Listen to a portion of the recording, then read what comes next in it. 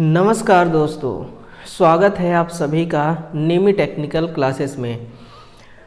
तो कैसे हैं आप सभी लोग और क्या समाचार है आप सभी के। आई होप कि सब कुछ बढ़िया ही चल रहा होगा।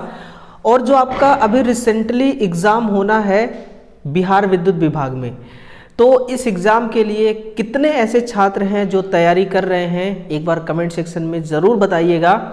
और मैं आपके एग्ज़ाम के परिप्रेक्ष्य में यहाँ पर डीसी मोटर का मैराथन सेशन देने जा रहा हूँ। समझिएगा, मोटर एक ऐसा युक्ति है, मोटर एक ऐसा मशीन है जिसको कभी याद नहीं किया जाता, जिसको समझने की ज़रूरत होती है, जिसके कॉन्सेप्ट को क्लियर करने होते हैं। तो मैं आपके इन सभी बातों को ध्यान रखते हुए न्यू पैटर्न्स यानी कि नया कॉन्सेप्ट के साथ मैं आपका हर डाउट क्लियर करूंगा, हर प्रश्न का सॉल्यूशन दूंगा और इस मैराथन को संपन्न बनाऊंगा। तो आपका सहयोग, साथ और आपका प्यार चाहिए। तो जितने भी ऐसे हमारे छात्र विद्यार्थी हैं, हमारे दोस्त भाई हैं, तो उन सभी से मेरा एक गुजारिश है कि इस डीसी मोटर के मैराथन सेशन को हमें सफल बनाना है। इसलिए ज़्यादा से ज़्यादा आप इस सेशन को शेयर कीजिए। बाकी लाइक करना दोस्तों ये आपके हाथ में है ना। कॉन्सेप्ट अच्छा लगे तो लाइक करिएगा, समझाने का अंदाज अलग लगे तो भी आपको लाइक करना है ना, ये आपके हाथ में है। तो हमारी ये जो BSPSCL का एग्ज़ाम है, ये भी एग्ज़ाम बहुत ही जल्द होना है ना। सब कुछ तय हो चुका है, बस एग्ज़ाम डेट आना बाकी है। तो हम उसी के उपलक्ष्य में आपके लिए एक सेशन करा रहे हैं। चलिए आगे बढ़ाते हुए मैं आपसे कहना चाहूँगा कि जो पावर सिस्टम है हमारी, टोटल 10 मैराथन, ये 10वां मैराथन हमारा है। 9 मैराथन का प्लेलिस्ट बना हुआ है, उस प्लेलिस्ट को आप ज़रूर चेक कीजिएगा। डिस्क्रिप्शन बॉक्स में उसका लिंक मैंने दिया हुआ है। पावर सिस्टम का कल हमने, यानी इससे पहले वाली जो मैराथन थी पावर सिस्टम की मैराथन थी, और पावर सिस्टम के हमने टोटल 2 मैराथन लिए। ये सेकेंड वाला मैराथन है। टोटल 180 सवाल हमने कंप्लीट किए हैं। किसी एक यूनिट से 180 सवाल हल करना दोस्तों अपने आप में बहुत बड़ी बात होती है, ठीक है ना। तो आप इसको ज़रूर देखिएगा। जो हमारा मैराथन चल रहा है, जो भी मैं इस पैनल पे लिखूंगा उसका हूबहू PDF आपको यदि चाहिए तो आप हमारे टेलीग्राम चैनल ज्वाइन कीजिए, व्हाट्सएप ग्रुप ज्वाइन कीजिए। दोनों का लिंक है वो डिस्क्रिप्शन बॉक्स में लिखा हुआ है ना। चलिए कमेंट शेयर करते हुए अपने सेशन को आगे बढ़ाते हैं। और पहला सवाल जो है मैं आपके लिए आपके सामने पेश करता हूं।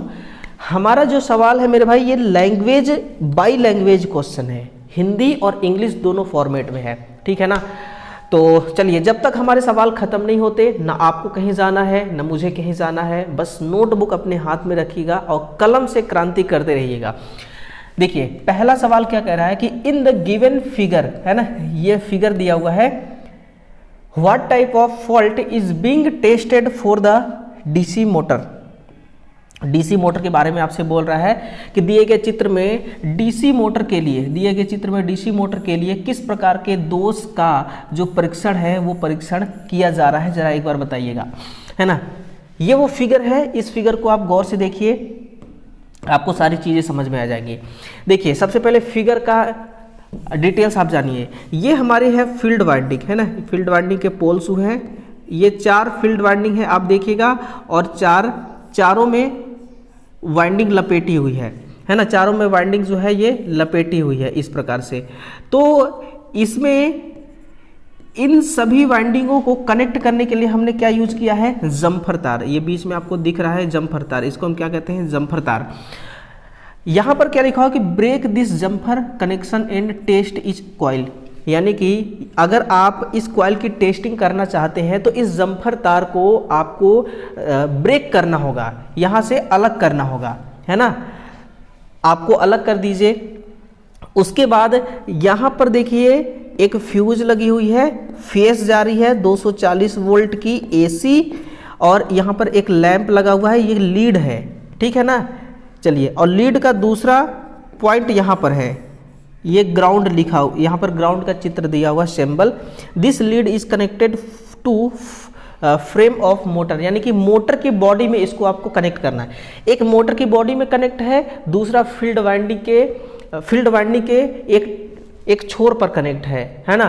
तो ये किस प्रकार की टेस्टिंग कुल मिलाकर के आप कर रहे हैं। फील्ड कुंडली में खुले परिपथों के लिए परीक्षण कर रहे हैं, या फिर खुले परिपथों के लिए परीक्षण कर रहे हैं, या भूमिगत फील्ड कॉइल के लिए परीक्षण कर रहे हैं, या प्रत्येक वाइंडिंग के प्रतिरोध मान का परीक्षण आप कर रहे हैं? बताइएगा जरा, एक बार कमेंट में लिखिएगा ऑप्शन ए सही है या बी सही है, सी या डी सही है। समझिएगा, एक ऐसा बुक है जो कि बिल्कुल दोस्तों सर्टिफाइड बुक है और बहुत बड़े राइटर के द्वारा उसको लिखा भी गया है ना। उनका कहना है कि ऑप्शन नंबर ए सही है, और वहीं पर दूसरा जो राइटर है वो भी बुक सर्टिफाइड बुक है और बहुत बड़े राइटर के द्वारा लिखा गया है, उनका कहना है कि ऑप्शन नंबर सी सही है। अब बताइएगा मैं किसे सही मानूं और किसे गलत मानूं? मैं तो मानूंगा ऑप्शन नंबर सी को सही मानूंगा, भूमिगत फील्ड कॉइल के लिए परीक्षण, यानी कि अंडरग्राउंड। आप यहाँ से देखिए ना, ये अंडरग्राउंड का सिंबल आपको नजर आ रहा होगा ना, ये अंडरग्राउंड का सिंबल है। ये क्या है? अंडरग्राउंड का सिंबल है, अर्थिंग का सिंबल है। तो हम क्या चेक कर रहे हैं? हम क्या चेक कर रहे हैं कि हमारी जो मोटर है, मोटर कहीं बॉडी तो नहीं ले लिया है। बॉडी लेने का समझते हैं ना, कि मतलब बॉडी में कोई वाइंडिंग का इंसुलेशन छिल के टच तो नहीं हो गया है, नहीं तो हमें करंट का झटका लगेगा। तो हम क्या चेक कर रहे हैं? भूमिगत फील्ड कॉइल के लिए परीक्षण का हम चेक कर रहे हैं, ठीक है ना। लीजिए, अब इस क्वेश्चन का पीडीएफ अब आपको भी मिलेगा। ओके, चलिए, सब कुछ ओके रिपोर्ट है। हर क्वेश्चन का डिटेल के साथ मैं सॉल्यूशन देने वाला हूं दोस्तों। डीसी मोटर का और कोई लेक्चर आपको देखने की जरूरत नहीं पड़ेगी, ये मेरा आपसे एक वादा है। चलिए सेकेंड क्वेश्चन की ओर चलते हैं कि एक रेल इंजन का दूषित मोटर आपको बदलना है, आप किस प्रकार के मोटर का चयन करोगे? यानी कि मोटर का आपको सिलेक्शन करना है। किसके लिए? ट्रेन के इंजन के लिए। आप कैसे सिलेक्शन करेंगे आपको ये बताना है ना। ये फॉल्टी मोटर, इस फॉल्टी मोटर को आपको चेंज करना है। आप क्या करेंगे? सबसे पहले तो आपको ये समझना है कि डीसी विभेदी मिश्र मोटर है, या डीसी शंट है, डीसी सीरीज है, पृथक उत्तेजित डीसी मोटर है। कौन सी मोटर है?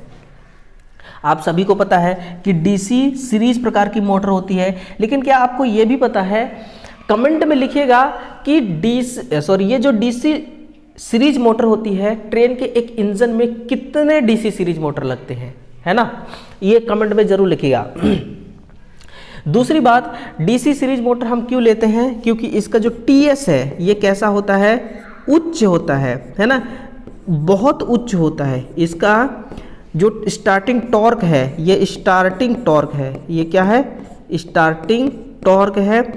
ये स्टार्टिंग टॉर्क बहुत ज़्यादा होता है, इसीलिए हम इसका प्रयोग करते हैं। और इसको नो लोड की कंडीशन में, नो लोड में नहीं चलाया जाता है ना। नो लोड में इसको हम नहीं चलाते हैं। जो ट्रेन का इंजन होता है, उस इंजन के पर्टिकुलर जिस काम के लिए हम डीसी सीरीज मोटर को प्रयोग में लेते हैं, वो ऑटोमेटिक पहले से ही लोड के रूप में उसमें कनेक्ट होता है। जब भी मोटर चालू होगी, मोटर में लोड कनेक्ट रहेगा। तो ये प्रॉब्लम सॉल्व हो गया। हम नो लोड में इसको नहीं चलाते, तो हम इसको लोड में चला रहे हैं।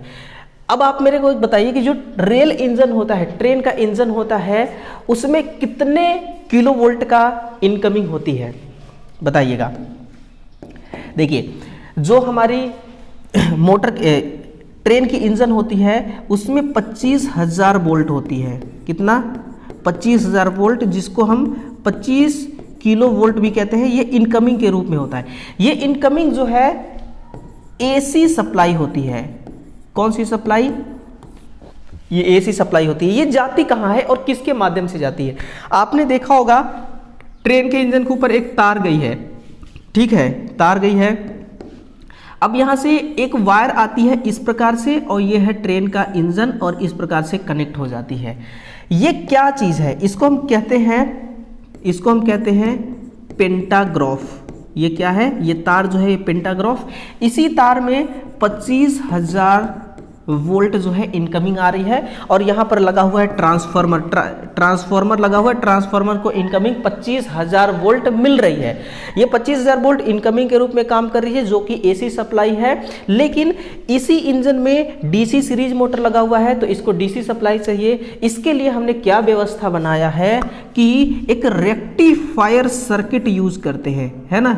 रेक्टिफायर सर्किट क्या करता है? इस एसी को डीसी में कन्वर्ट कर देता है। फिर एक इंजन में जहाँ जहाँ भी पावर चाहिए डीसी, जैसे कि मोटर को चलाना हो गया, लाइट ऑन करना हो गया, बैटरी चार्जिंग करना हो गया, ये सब काम डीसी का होता है। तो फिर हम डीसी सप्लाई शेयर कर देते हैं इंजन के अंदर। तो ये सारा चीज़ होता है एक रेल के इंजन में। और जब भी रेल इंजन का मोटर खराब हो गया तो आपको चेंज करना है डीसी सीरीज मोटर। आज के टाइम पे देखिए डीसी सीरीज मोटर की जगह पे 3 फेज इंडक्शन मोटर को भी इस्तेमाल में लिया जा रहा है, क्योंकि इंजनें जो बन रही हैं वो मॉडिफाई रूप से बन रही हैं, है ना, मॉडिफिकेशन करके बना रही हैं और मॉडिफाई मोटरों में किया गया है। डीसी सीरीज मोटर की जगह पे 3 फेज का इंडक्शन मोटर यूज कर रहे हैं, ठीक ना, ये चीज़ है। तो ऑप्शन आपका डीसी सीरीज मोटर वाला होगा। अगला है देखिए कि what is the protective device in a DC 3 point starter to protect the motor from damage due to overload. Overload के कारण, है ना, ओवरलोड के कारण हमारी जो मोटर में नुकसान होती है उससे हमें बचना है। और 3 पॉइंट स्टार्टर में वो कौन सा प्रोटेक्टिव डिवाइस हम लगाते हैं। बहुत नॉर्मल साइज का जवाब है, नॉर्मल साइज का ऑप्शन भी है, जरूर सिलेक्ट कीजिएगा सही आंसर को, ठीक है ना। अगर मैं आपको बताऊं कि ओवरलोड है क्या, तो ओवरलोड को आपको समझना ही पड़ेगा, क्योंकि मोटर को आप समझ रहे हैं। ओवरलोड जब भी होता है, ओवरलोड से हम क्या कहते हैं कि हमारा मोटर जल जाती है, लेकिन बीच के फिनोमिना हमें नहीं पता कैसे जलती है, उसको समझिए। ओवरलोड जब भी मोटर होती है ना, मान लीजिए कि मोटर फुल लोड के कंडीशन में 50 एम्पियर करंट लेती है, ठीक है ना, इतने एम्पियर पर चल रही है। जब मोटर ओवरलोड होती है तो ओवरलोड से एक्स्ट्रा करंट की डिमांड करती है। हो सकता है कि लोड इतना ज़्यादा हो कि ये 100 एम्पियर करंट का डिमांड करे सप्लाई से। अब हमारी मोटर की कैपेसिटी लोड पर कितना है, 50 एम्पियर है, और आ कितना गया ओवरलोड के कारण 100 एम्पियर, तो मोटर की वाइंडिंग तो जल जाएगी, है ना, मोटर की वाइंडिंग तो जल जाएगी। इसी को हम कहते हैं ओवरलोड। अब हमें इस ओवरलोड से, यानी कि इस 100 एम्पियर करंट से अगर हमें सेफ्टी देना है तो हम क्या लगाएंगे, ओवरलोड कॉइल। समझना, ये जो ओवरलोड कॉइल है ये और कुछ नहीं, ये एक प्रकार की रिले होती है ना, मैग्नेटिक रिले होती है, और इसका काम होता है एनवीसी को शॉर्ट कराना, नो वोल्ट कॉइल को शॉर्ट कराना। और नो वोल्ट कॉइल का काम होता है कि जो, जैसे कि ये हमारी एनवीसी है, ये क्या है, ये हमारी एनवीसी है, और यहाँ पर स्टार्टर का ये 3 कॉन्टेक्टर है, आर वाई और बी, है ना, ये कितने कॉन्टेक्टर हो गए, 3 कॉन्टेक्टर हो गए, आर वाई बी। इनको होल्ड करा के रखना, इनको क्या कराना, इन प्लंजर को, एनो है, इनको एनो है, एनसी करेंगे तब तो यहाँ नीचे मोटर है, नीचे क्या है, मोटर है, इन मोटर को आर वाई बी की सप्लाई जाएगी, तो इनको होल्ड करा के रखना है, एनवीसी का काम है। और ओवरलोड कॉइल क्या कराती है कि ओवरलोड के कंडीशन में ये एनवीसी का काम तमाम कर देती है, जिससे ये क्या होती है, शॉर्ट सर्किट हो जाती है और काम करना बंद कर देती है। फिर से ये ओपन हो जाते हैं और नीचे सप्लाई जाना बंद हो जाती है, और इस प्रकार से हमारी क्या हो जाती है, प्रोटेक्शन। इस प्रकार से क्या होती है, प्रोटेक्शन। तो मोटर को प्रोटेक्शन देना किसका काम है, एक इलेक्ट्रीशियन का। किसका काम है, एक इलेक्ट्रीशियन का। और आप भी एक इलेक्ट्रीशियन या टेक्नीशियन बनने जा रहे हैं, तो ये चीज़ें आपके सामने निकल के आएगी, और मैं उस टाइम पे मुझे याद करेंगे आप, है ना, उस टाइम पे आप मुझे याद करेंगे कि सर ने कैसे कैसे बताया था। इसलिए अभी इसको समझ लीजिए, समझना बेहद ही ज़रूरी है मेरे भाई, ठीक है ना। समझ में आ रही या नहीं, एक बार बताइएगा ज़रूर, समझ में आ रही या नहीं, एक बार आपको ज़रूर बताना है। अगला सवाल क्या है कि फ्लेमिंग के बाएं हाथ का प्रयोग करते हैं चुंबकीय फ्लक्स की दिशा ज्ञात करने के लिए। देखिए, जो हमारी मोटर है ना, ये मान लीजिए हमारी मोटर है, ठीक है ना, इस मोटर में आर्मेचर वाइंडिंग है, इस प्रकार से ये आर्मेचर वाइंडिंग है। इस आर्मेचर वाइंडिंग को हमने क्या किया, सप्लाई दिया, प्लस माइनस। सप्लाई देते ही इसमें जो भी फैराडे का नियम लगता है वो नियम सब लग के ओके रिपोर्ट होने के बाद हमारी आर्मेचर घूमने लगेगी। किस डायरेक्शन में घूमती है, वो हमारी जो आर्मेचर है वो एंटी क्लॉकवाइज डायरेक्शन में घूमती है ना। इस डायरेक्शन में हमारी आर्मेचर क्या होगी, रोटेट होना स्टार्ट हो जाएगी। हमें कैसे पता चलेगा, हम मोटर के अंदर झांक के तो देख नहीं सकते कि हमें पता चलेगा। हम कैसे पता करते हैं, फ्लेमिंग के बाएं हाथ के नियम के द्वारा, है ना। हम तो अपने लेफ्ट हैंड का रूल करते हैं लाफा मारने के लिए, लेकिन फ्लेमिंग भाई साहब ने क्या यूज किया, इस हाथ का यूज करके इन्होंने एक रूल बना डाला, और आज हम और आप बैठ के पढ़ रहे हैं, ठीक है ना। फ्लेमिंग ने बाएं हाथ का प्रयोग करके इसके डायरेक्शन को पता लगा लिया। जो हमारा फ्लेमिंग का बाएं हाथ का नियम है लेफ्ट हैंड रूल, उसका अंगूठा बताता है, उसका जो अंगूठा है ये बताता है कि इसके डायरेक्शन को, यानी कि चालक के घूमने की दिशा को, है ना, कंडक्टर किस डायरेक्शन में मूव कर रही है ना, उसके डायरेक्शन को बताती है। और जो तर्जनी है अंगूठी, ये बताती है फ्लक्स की दिशा, है ना, फ्लक्स की ये डायरेक्शन को बताती है, फ्लक्स के डायरेक्शन को ये बता रही है। और जो मध्यिका है ना, मध्यिका कौन है, ये सेंटर वाली उंगली, ये मध्यिका है, ये धारा का डायरेक्शन बताती है। ये किसकी डायरेक्शन बता रही है, धारा की डायरेक्शन। तो धारा की डायरेक्शन, और इसको कहते हैं अनामिका, है ना, ये वाली जो उंगली है अनामिका, सबसे छोटे से नीचे से, मतलब कि सेकेंड नंबर वाली उंगली को अनामिका कहते हैं। तो ये सारा सिस्टम होता है चालक के घूमने की दिशा। अगर राइट हैंड रूल होता तो एक बार बताइएगा लिख के कि कौन सा ऑप्शन सही होता, राइट हैंड रूल में कौन सा ऑप्शन सही होता। ठीक, सेशन जरूर करिएगा दोस्तों। जितने भी हमारे दोस्त भाई मित्र साथी सहपाठी जितने भी इस सेशन को सुन रहे हैं मुझे और देख रहे हैं, तो जो दिल से हमें लाइक करते हैं, दिल से सपोर्ट करते हैं और दिल में चाहत रखते हैं हमारे प्रति, वो एक बार शेयर जरूर करेंगे, है ना। बाकी लाइक भी करते रहना है और ध्यान से सुनते रहना है। दिमाग डाइवर्ट ना होने पाए, है ना, दिमाग में किसी और का वास अभी ना होने पाए, क्योंकि आप पढ़ रहे हैं मोटर को डिटेल से समझना होगा, आपको बिल्कुल डिटेल से समझना होगा। कॉन्सेप्ट को मैं इतना ज़्यादा यहाँ पर ध्यान दूंगा कि कॉन्सेप्ट आपका इतना क्लियर हो जाए कि डाउट मन में ना रहे, बिल्कुल भी डाउट ना रहे, है ना। अगर एक ऐसा छात्र जो पहली बार मोटर को पढ़ रहा है ना, वो भी मेरे पढ़ाए गए जो कॉन्सेप्ट यूज करके मैं पढ़ा रहा हूँ वो सीख सकता है। सीखने की चाहत होनी चाहिए, सीखने की ललक होनी चाहिए दोस्तों, हर कुछ सीखी जा सकती है ना। कुछ मैं आपसे सीखूंगा, कुछ आप मेरे से सीखना, मिल करके धमाल मचाएंगे। एचपी रेटिंग होती है किसकी, डीसी सीरीज की, बिल्कुल सही बात है। डीसी शंट की, ये भी सही बात है। डीसी कंपाउंड मोटर की, ये भी सही बात है। अगर मैं आपसे ये कह दूं भाई साहब कि 1 HP, आपने खूब सुना होगा ना, 1 HP की मोटर है, 2 HP की, 1.5 HP की, तो 1 HP की मोटर में अगर मैं वॉट रेटिंग ढूंढूं तो कितना मिलेगा मुझे। अगर मान लीजिए ऑप्शन में 735.5 वाट है तो बात तो सही है, इतना ही होता है। लेकिन ये ऑप्शन में ही ना हो, ऑप्शन में हो 746 वाट, तो आप क्या करेंगे। तो आप ऑप्शन में 46 वाला हो तो 46 वाला करिए, ये वाली हो तो ये वाली करिए। लेकिन ये मीट्रिक प्रणाली में है, किसमें, ये मीट्रिक सिस्टम में है, ये है आपका ब्रिटिश सिस्टम में, है ना, ये ब्रिटिश सिस्टम में है। तो मीट्रिक और ब्रिटिश का मतलब आप समझिएगा, और 1 HP बराबर इतना वाट होता है ये भी समझिएगा, है ना। तो ये चीज़ें होती है 735। अगर मोटर में लिखा हुआ केवल वाट रेटिंग, HP रेटिंग नहीं लिखी है और लिखी है 746 वाट, तो आपको समझना है कि 1 HP का मोटर है ना। अगला, which has every high starting torque and can not be run without load. Without load आपको रन नहीं कराना है, क्योंकि इसका जो स्टार्टिंग टॉर्क होता है वे वेरी हाई होता है ना। यही आपसे पूछा जा रहा है ना कि जिसमें बहुत उच्च स्टार्टिंग टॉर्क हो, वह जिसे लोड के बिना नहीं चलाया जा सकता है, वो बताइएगा आप कौन सा मोटर है। हर कोई जानता है हमारा डीसी का सीरीज मोटर होता है। क्या होता है, डीसी का हमारी सीरीज मोटर होती है। इसमें स्टार्टिंग टॉर्क बहुत ही ज़्यादा होती है। क्या होती है, स्टार्टिंग टॉर्क बहुत ज़्यादा होती है, क्योंकि इसमें जो वाइंडिंग है ना, देखिए इसमें जो वाइंडिंग है वो आर्मेचर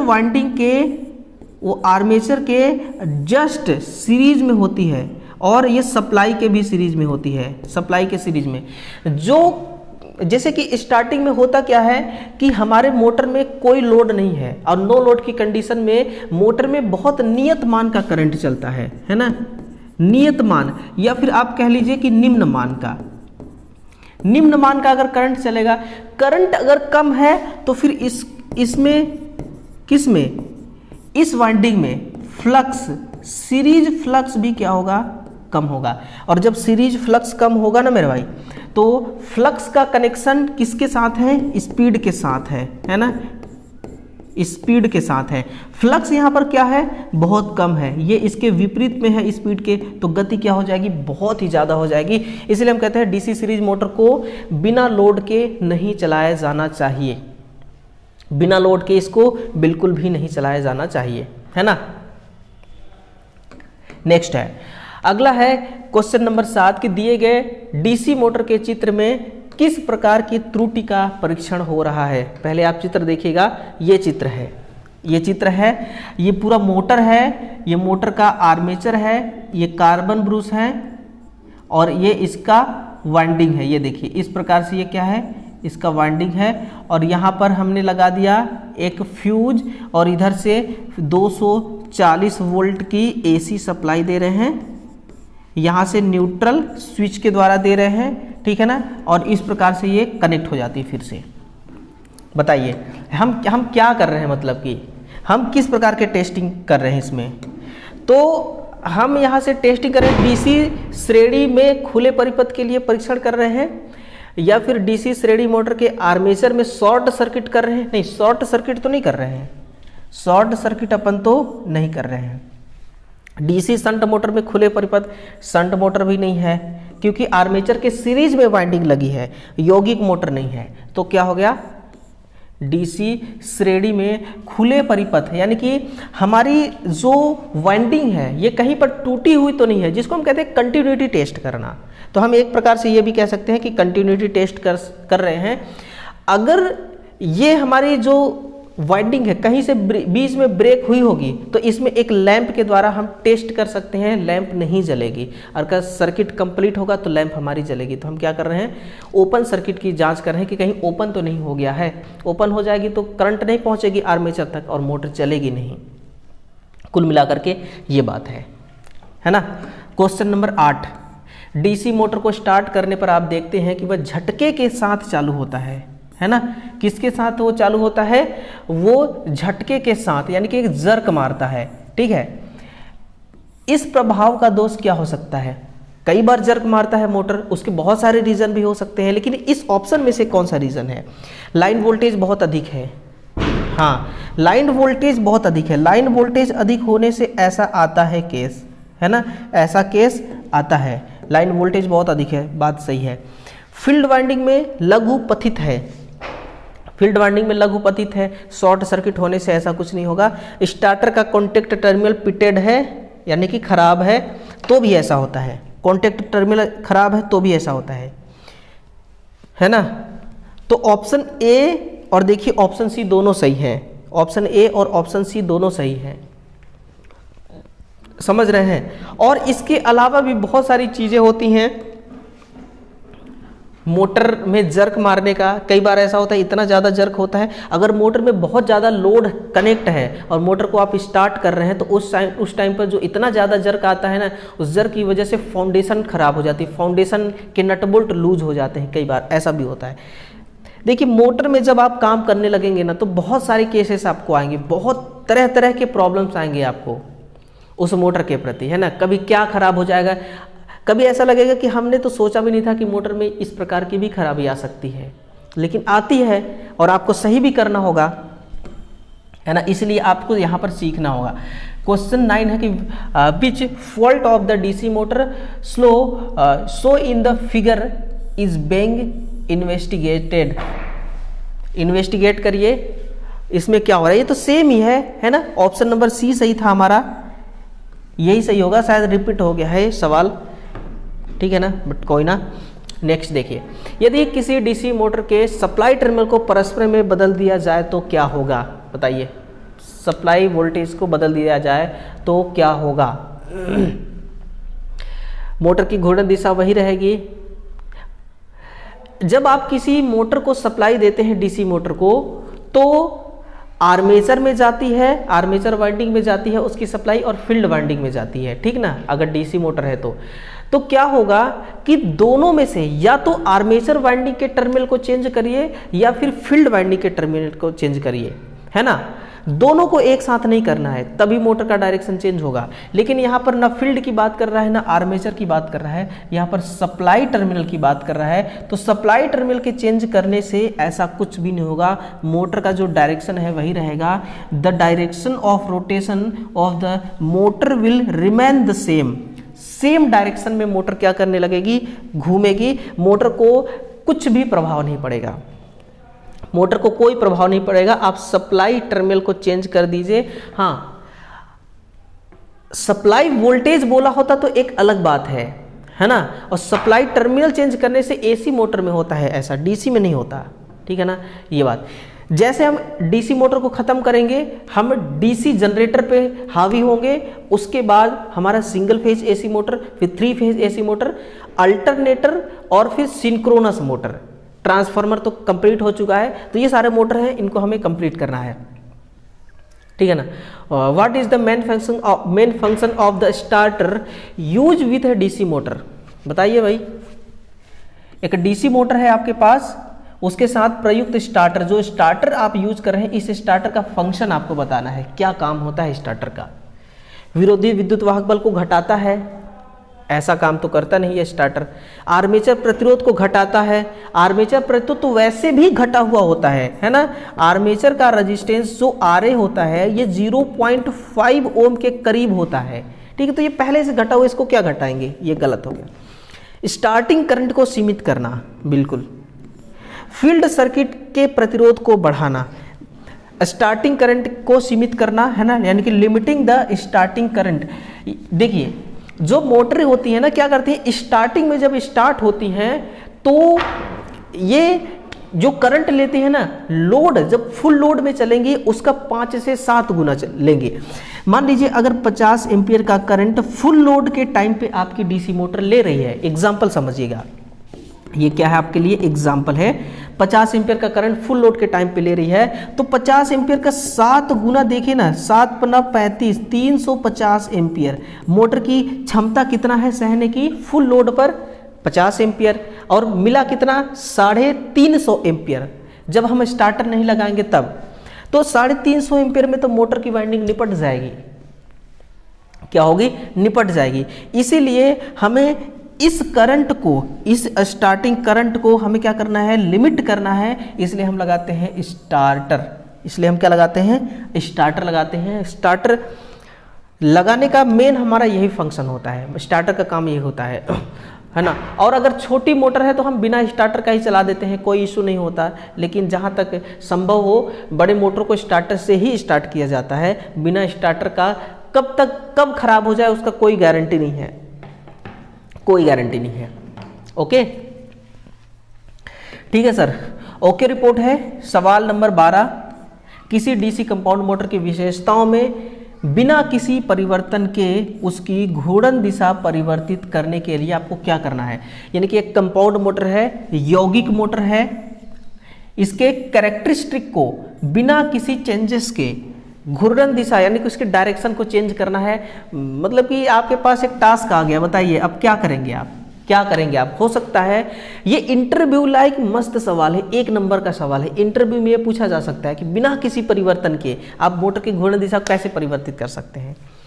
सोर्स टर्मिनल को संयोजन करके मैंने पहले ही बता दिया भाई, ये मैंने पहले ही बता दिया कि सोर्स टर्मिनल से कुछ होने वाला नहीं है डीसी मोटर में। सीरीज फील्ड वाइंडिंग परिवर्तित करके, ना ही शंट फील्ड वाइंडिंग, ये आर्मेचर से होता है।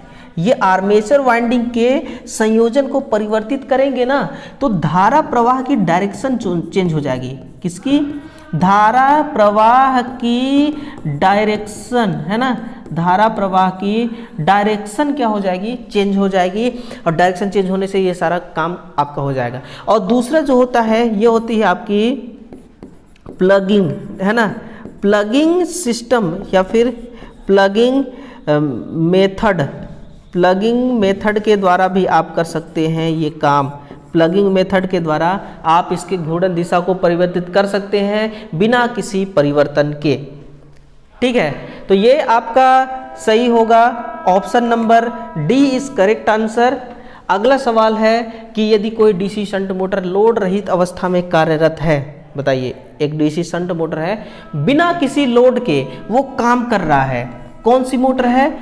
डीसी का शंट मोटर। देखिए 3-4 प्रकार के मोटर है डीसी के, सीरीज, शंट, कंपाउंड। बस सीरीज, शंट, कंपाउंड 3 ही मोटर है। मोटर को आपको ध्यान रखना है कि यदि कोई डीसी शंट मोटर है और बिना लोड का, लोड रहित अवस्था में कार्यरत है और उसकी फील्ड वाइंडिंग इसी समय खुल जाए, है ना, खुल जाए, लोड रहित मतलब लोड है, तो आप क्या करेंगे? खुल जाएगा तो क्या करेंगे? मोटर रुक जाएगी, मोटर की आर्मेचर वाइंडिंग जल जाएगी, मोटर की घूर्णन गति उच्च हो जाएगी, या मोटर शोर पैदा करेगी। शोर तो पैदा करेगी नहीं। आइए समझते हैं इसका फुल थ्योरी क्या है ना, 2 मिनट लूंगा। डीसी शंट मोटर क्या है कि अगर इस सिचुएशन में इसकी ओपन वाइंडिंग हो जाती है तो क्या होगा? जो कम्यूटेटर लगा होता है ना, जो इस मोटर में कम्यूटेटर होगा, कम्यूटेटर में क्या हो जाएगी? बहुत ज़्यादा स्पार्किंग होगी, है ना। बहुत ज़्यादा स्पार्किंग का मतलब क्या होता है? चिंगारी, है ना। बहुत ज़्यादा इसमें क्या होगी? चिंगारी होगी, जिससे कम्यूटेटर के जो खंड है ना, कम्यूटेटर के जो खंड है वो क्या हो जाएंगे? शॉर्ट हो जाएंगे, ठीक है ना, शॉर्ट हो जाएंगे। शॉर्ट क्यों होंगे? क्योंकि स्पार्किंग से शॉर्ट हो जाएगी, है ना। माइका से तो इन दोनों दो खंडों को आपस में अलग करते हैं तो वो क्या हो जाएगी? शॉर्ट हो जाएंगे। स्पार्किंग बहुत ज़्यादा हो जाएगी, शॉर्ट हो जाएगी, और कुछ टाइम बाद, कुछ समय बाद मोटर हमारी रुक जाएगी। तो आंसर तो हमें यही मिल जाएगा, है ना, रुक जाएगी। आंसर हमें यही मिल गया, मोटर हमारी रुक जाएगी। अब आगे क्या होगा? मोटर के रुकने से पहले ही जो फील्ड वाइंडिंग होगी, ध्यान दीजिएगा, मोटर के रुकने से पहले ही जो फील्ड वाइंडिंग होगी, है ना, कौन सी फील्ड वाइंडिंग? जो मोटर का ये फील्ड पोल है, इस पर हमने वाइंडिंग भी तो लपेट रखी है, इस प्रकार से वाइंडिंग भी तो लपेट रखी है। तो ये जो वाइंडिंग है, ये वाइंडिंग में क्या होगा? उच्च विरोधी विद्युत वाहक बल क्या जनरेट हो जाएगा? उच्च विरोधी EMF जनरेट होगा, और ये उच्च विरोधी EMF क्या करेगा? इसके अवशिष्ट चुंबकत्व की पोलरिटी, है ना, अवशिष्ट चुंबकत्व की ध्रुवता को परिवर्तित कर देगी, है ना। क्या कर देगी? ध्रुवता को परिवर्तित करेगी, रुकने से पहले ही ये काम कर देगा। और जैसे ही मोटर को दोबारा आप चालू करेंगे, मोटर क्या करेगी? उल्टी दिशा में घूमने लगेगी, है ना। क्या करेगी? उल्टी दिशा में घूमेगी। मोटर क्या करेगी? उल्टी दिशा में घूमने लगेगी। तो ये सारा चीज होता है। मोटर तो रुक जाएगी, लेकिन रुकने के बाद जब आप दोबारा स्टार्ट करेंगे तो फिर ये केस होगा, मोटर हमारी विपरीत दिशा में घूमने लगेगी। इसीलिए कहा जाता है कि यदि कोई डीसी शंट मोटर लोड रहित अवस्था में कार्यरत है तो उस समय उसकी फील्ड वाइंडिंग ओपन हो जाए तो मोटर हमारी रुक जाएगी। रुकने से पहले क्या होगा वो चीज़ भी मैंने आपको क्लियर कर दिया कि उसकी अवशिष्ट चुंबकत्व की पोलरिटी जो एक मोटर के पोल में 2 से 3% होती है वो क्या होगी? उसकी पोलरिटी चेंज हो जाएगी, है ना। उसकी पोलरिटी ध्रुवता जिसको हम कहते हैं वो चेंज हो जाएगी। समझ में आ रहा है ना? चलिए ओके रिपोर्ट। नेक्स्ट है कि डीसी मोटर के आर्मेचर ड्रम को लेमिनेटेड बनाया जाता है जिससे कि क्यों हम the armature drum of a DC motor is to be made laminated so that, हम क्यों लेमिनेट करते हैं? अब कुछ ऐसा बुक है जहां पर आर्मेचर के हिस्टेरेसिस लॉस को यहां पर बताया गया है और कुछ ऐसे बुक हैं जिसमें आर्मेचर में जो कोर लॉस होती है जिसको हम एडी करंट लॉस कहते हैं इसको बताया गया है। अब हम किसको सही माने, हिस्टेरेसिस को या एडी करंट को? लेकिन मैं तो आपको बता दूं कि मैं एडी करंट हानि को मानने वाला हूं। किसको मैं मानूंगा? मैं एडी करंट क्षति के मान को कम कर रहे हैं इसी को मानूंगा। क्योंकि देखिए लेमिनेट का मतलब ये होता है कि लेमिनेट का मतलब होता है कि जो आर्मेचर ड्रम है, आर्मेचर सिलेंडर है, इस सिलेंडर को हम सॉलिड ना बना करके पतले पतले पत्तियों का रूप दे दें। हम पतले पत्तियों का रूप क्यों देते हैं? मान लीजिए कि ये 2 पत्ती है, इन पत्ती के बीच में एयर गैप है। जब भी हमारी मोटर हीट होगी जो वो हीट है वो हीट इसी गैप के माध्यम से क्या होगी? बाहर रिलीज हो जाएगी, जिससे मोटर हमारी एक लिमिट तक ठंडी एक लिमिट तक गर्म होगी, है ना। फिर क्योंकि हीट तो बाहर निकल जा रही है। तो हमने लेमिनेट क्यों बनाया? एडी करंट क्षति को कम करने के लिए। एडी का मतलब हो गया भंवर धारा, जिसका काम होता है हीट उत्पन्न करना। ओके, बट हिस्टैरिसीस क्या काम है? हिस्टैरिसीस लॉस क्या है? हिस्टैरिसीस लॉस को कम करने के लिए हम क्या करते हैं कि जो मैग्नेटिक मटेरियल, चुंबकीय पदार्थ है, उसको अवॉइड करते हैं, है ना। कम से कम चुंबकीय गुण रखने वाला पदार्थ हम यहाँ पर यूज करते हैं, जैसे कि हमारी क्या हो गई, सिलिकॉन, है ना। सिलिकॉन एक ऐसा पदार्थ है जिसमें चुंबकीय गुण कम होते हैं। अगर चुंबकीय गुण रहेगा तो हिस्टैरिसीस मान ज़्यादा हो जाएगा, हमें कम करना है तो हम सिलिकॉन यूज करते हैं। और दूसरा, जो हमारी फ्रीक्वेंसी होती है ना, जो हमारी फ्रीक्वेंसी होती है, ये फ्रीक्वेंसी भी मैटर करती है हिस्टैरिसीस लॉस को घटाने में और बढ़ाने में, है ना। हिस्टैरिसीस लॉस भी करती है।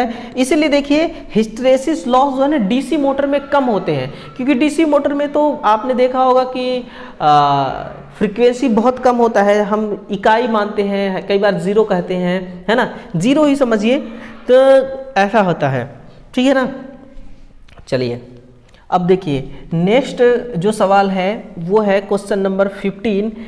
क्वेश्चन 15 क्या कर रहा है कि 4 बिंदु वाले स्टार्टर, यानी कि 4 पॉइंट वाले स्टार्टर का प्रयोग मुख्यतः निम्न प्रकार के मोटर के साथ किया जाता है।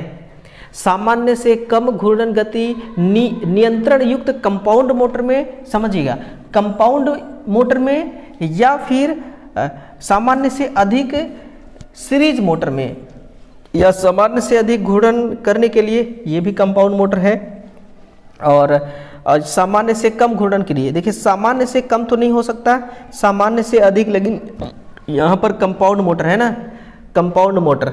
सामान्य से अधिक घूर्णन गति नियंत्रण सीरीज मोटर नहीं हो सकती। इसमें कौन कौन सा होगा? सामान्य से कम ये भी नहीं हो सकता। 4 पॉइंट स्टार्टर का प्रयोग संट और कंपाउंड के लिए किया जाता है ना, लेकिन ये सामान्य से कम घूर्णन गति की बात कर रहा है तो ये नहीं होगा। ऑप्शन नंबर सी होगा कि सामान्य से अधिक, परंतु कौन सी मोटर होगी? कंपाउंड मोटर होगी। संट रहता तो संट भी हो जाती। हमने 4 पॉइंट स्टार्टर को क्यों यूज किया? 4 पॉइंट स्टार्टर में क्या होता है कि जैसे कि 3 पॉइंट स्टार्टर में क्या होता है कि जो एनवीसी होती है वो फील्ड कॉइल के सीरीज में होती है ना। थोड़ा सा मैं यहाँ पर डिटेल से समझाना चाहूँगा, आपको डिटेल से समझाना चाहूँगा कि जैसे कि ये एक एनवीसी है, ये क्या है? एनवीसी है ना, एनवीसी। इस एनवीसी के बिल्कुल सीरीज में हम यहाँ पर क्या लगाते हैं? Shunt field winding. देखिएगा हमने यहाँ पर क्या लगाया है? Shunt field winding. इस प्रकार से ये कनेक्ट है, और यहाँ पर हमारे स्टार्टर के पॉइंट्स हैं, एनो पॉइंट्स, एनो कॉन्टेक्ट जिसको हम कहते हैं। ये देखिए ये सब एनो कॉन्टेक्ट्स हैं RYB के। इसका काम क्या है? मैंने आपको बताया कि इसका काम है कि इन सभी को पिकअप करा के रखना, होल्ड करा के रखना, अपने तरफ खींच के रखना, ताकि यहाँ मोटर जो है ये इस प्रकार से कनेक्ट हो, है ना। यहाँ पर ओवर OLR लगा होता है। तो हम क्या करते हैं कि इसकी स्पीड सामान्य से अधिक प्राप्त करना चाहते हैं, तो हमें क्या करना होता है? हम यहाँ पर हम एक रियोस्टेट जोड़ते हैं। यहाँ पर क्या जोड़ते हैं? एक परिवर्तित मान का प्रतिरोध जोड़ते हैं। ये हमारे परिवर्तित मान का प्रतिरोध है। अब अगर यहाँ पर हमने 3 पॉइंट स्टार्टर में प्रतिरोध जोड़ दिया स्पीड को बढ़ाने के लिए, तो एनवीसी का जो फंक्शन है वो बिगड़ जाएगा। यहाँ पर स्ट्रॉन्ग मैग्नेटिक फील्ड क्रिएट नहीं हो पाएगा, क्योंकि स्ट्रॉन्ग चुंबक चाहिए ना, तभी तो ये प्लंजर को खींच कर रखेगा। अब प्रतिरोध यहाँ हो गया तो कम करंट गया एनवीसी को कम करंट गया, तो यहाँ का काम डिस्टर्ब होगा। इसीलिए हमने क्या किया? 4 पॉइंट स्टार्टर बनाया। 4 पॉइंट स्टार्टर में ऐसा नहीं होता है। 4 पॉइंट स्टार्टर में थोड़ा सा अलग फंक्शन होता है। तो सामान्य से अधिक घूर्णन गति नियंत्रित हेतु कंपाउंड मोटर को और संट मोटर को चलाने के लिए यूज करते हैं। सामान्य से अधिक जब भी हम यूज करते हैं तो कहाँ पर यूज करते हैं? जैसे कि ट्रेन हो गया, है ना, कहाँ पर? ट्रेन हो गया, ट्रेन में करते हैं, या फिर आपका हो गया ट्रेन के अलावा जैसे कि सामान्य से अधिक ट्रेन हो गया, या फिर बैटरी वाली गाड़ी होती है ना, जो बैटरी कार होती है ना, इनमें भी हम इसी सिस्टम का यूज़ करते हैं। ये एग्जाम्पल है, नोट कर लीजिएगा कि ट्रेन में इस सिस्टम का यूज़ करते हैं। अब आप कहेंगे कि सर हम कंपाउंड मोटर हम ट्रेन में तो नहीं लगाते हैं, कंपाउंड मोटर ट्रेन में तो नहीं लगाते, हम ट्रेन में कौन सा मोटर लगाते हैं, सीरीज मोटर लगाते हैं। तो सीरीज मोटर सामान्य से अधिक घूर्णन गति नियंत्रण युक्त सीरीज मोटर। अब 3 पॉइंट स्टार्टर या फिर 4 पॉइंट स्टार्टर शंट और कंपाउंड मोटर को ही हम ऑन ऑफ करने के लिए लगाते हैं। उसके अकॉर्डिंग मैंने यहाँ पर आपको आंसर जो दिया है वो दिया है, ठीक है ना, समझ रहे ना।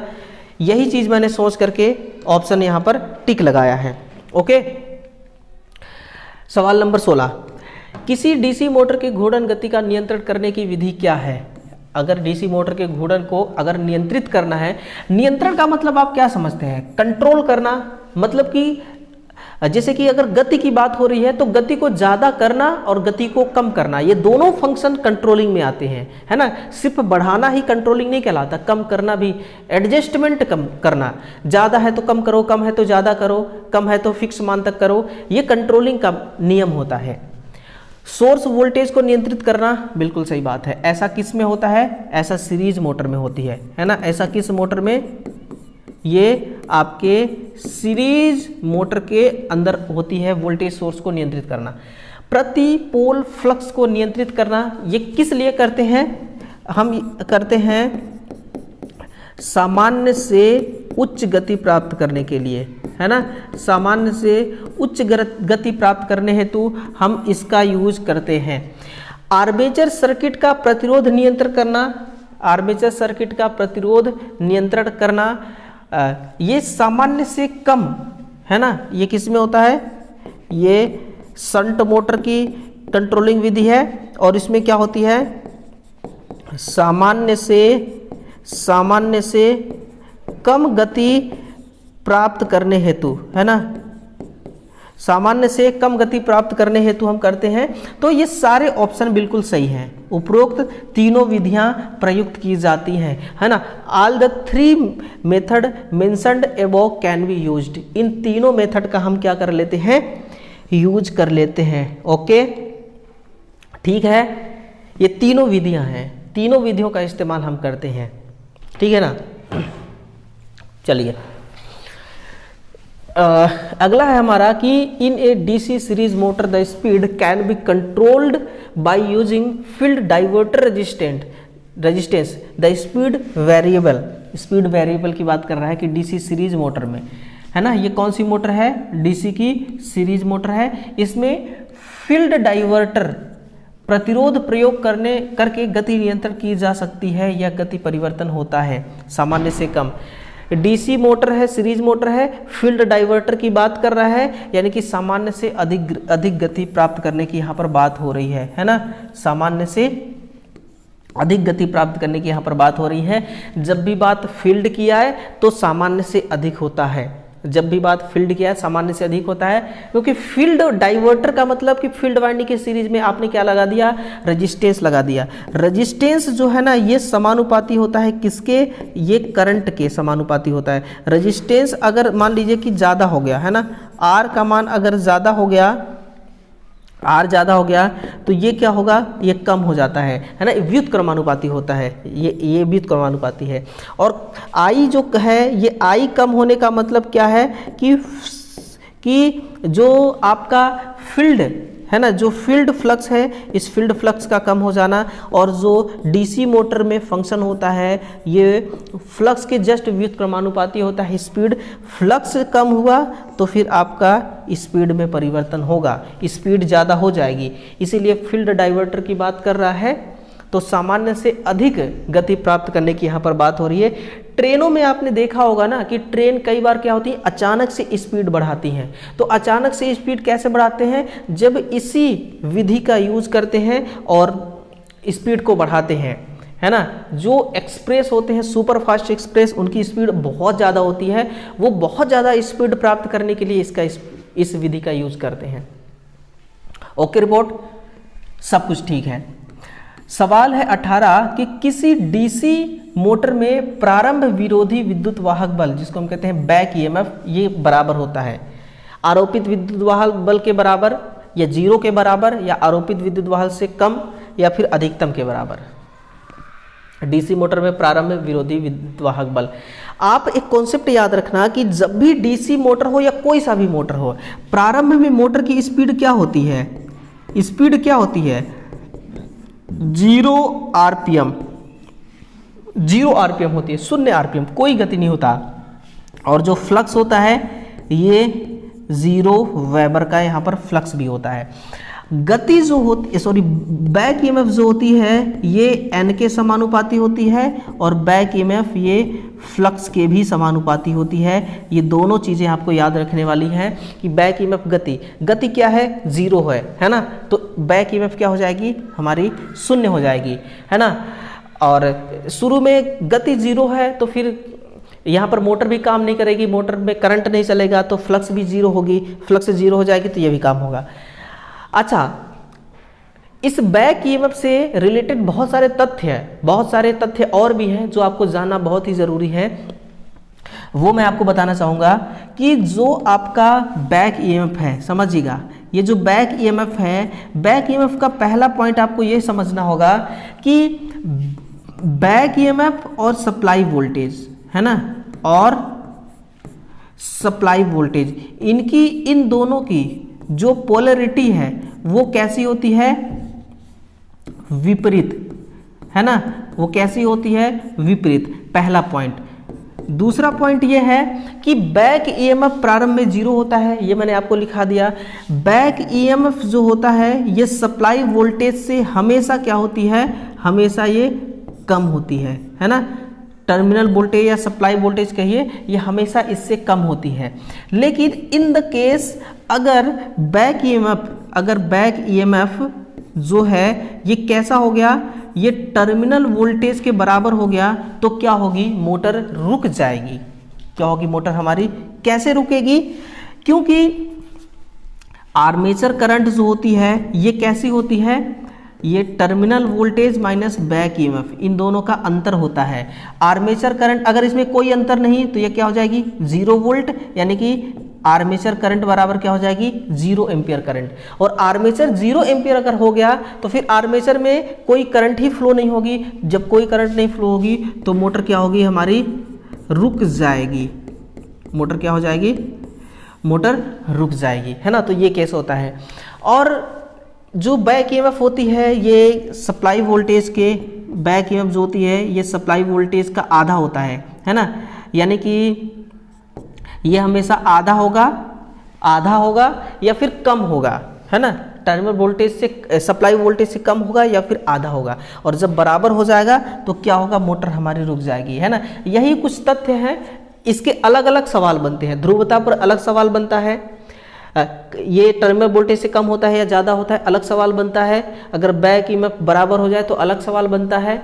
मोटर मैक्सिमम अपने अच्छे आरपीएम पर कब काम करती है ना। फुल लोड पर कब काम करेगी सही तरीके से? जब बैक ईएमएफ आधा होगा, ज़्यादा होगा, कम होगा, 2 गुना होगा, 4 गुना होगा। तो कब होगा? जब आधा होगा। तो ये सारी चीज़ें हैं, इसको आपको ध्यान रखना है। मोटर में बैक ईएमएफ का होना बहुत ज़्यादा ज़रूरी है। अगर अचानक मोटर में बैक ईएमएफ 0 हो जाए चलते चलते तो मोटर की वाइंडिंग जल जाती है, ठीक है ना। ये भी एक फैक्ट है। इन सभी को आपको क्या करना चाहिए? नोट कर लेना चाहिए। Okay. The armature current draw by A DC motor is proportional. बताइएगा, आर्मेचर करंट किसके अनुपातिक होता है? आर्मेचर धारा किसके अनुपातिक होता है? मोटर की गति के? आर्मेचर करंट नहीं, मोटर की गति के नहीं, आवश्यक फ्लक्स के नहीं, आवश्यक बलाघूर्ण के, बिल्कुल आरोपित वोल्टता के भी नहीं होता। क्यों आर्मेचर करंट अनुपातिक होता है? ये आर्मेचर करंट देखिए, जो टॉर्क है ये क्या होती है? जो टॉर्क है ये आर्मेचर करंट के समानुपाती होती है। किसके? आर्मेचर करंट के समानुपाती होती है। ये टॉर्क हमेशा आर्मेचर करंट के समानुपाती होती है। ये जो फील्ड का फ्लक्स है, फील्ड का फ्लक्स और फील्ड का करंट है ना, फील्ड का करंट ये फील्ड के करंट के और फील्ड के फ्लक्स के समानुपाती कभी नहीं होती। फील्ड का करंट, फील्ड का फ्लक्स कितना है, टॉर्क को इससे कोई प्रभाव नहीं पड़ेगा। प्रभाव किससे पड़ता है? आर्मेचर करंट से, है ना, आर्मेचर करंट से। फिर आप कहेंगे अगर मैं आर्मेचर करंट को कम ज़्यादा करूं तो क्या मेरा टॉर्क कम ज़्यादा होगा? बिल्कुल हो जाएगा, क्योंकि ये इसके समानुपाती होता है ना। तो यही बात है, यही बात है कि आर्मेचर करंट अनुपातिक होता है, ठीक है ना। और ये किस में होता है? डीसी का जो शंट मोटर होता है, ये शंट मोटर की बात कर रहा है, ये ध्यान दीजिएगा। ये किसकी बात कर रहा है? शंट मोटर बात कर रहा है। तो शंट मोटर में होता है, सीरीज में ऐसा नहीं होता है, सीरीज में ऐसा नहीं होता है, सीरीज का कुछ अलग फंक्शन है। ये शंट मोटर के बारे में इनडायरेक्टली रूप से आपसे पूछ रहा है, ठीक है ना। लीजिए अगला सवाल है, डीसी मोटर की घूर्णन दिशा परिवर्तित की जा सकती है, कैसे आप परिवर्तित कर सकते हैं? एक आसान सा सवाल है, बताना है आपको कि ये कैसे कर सकता है।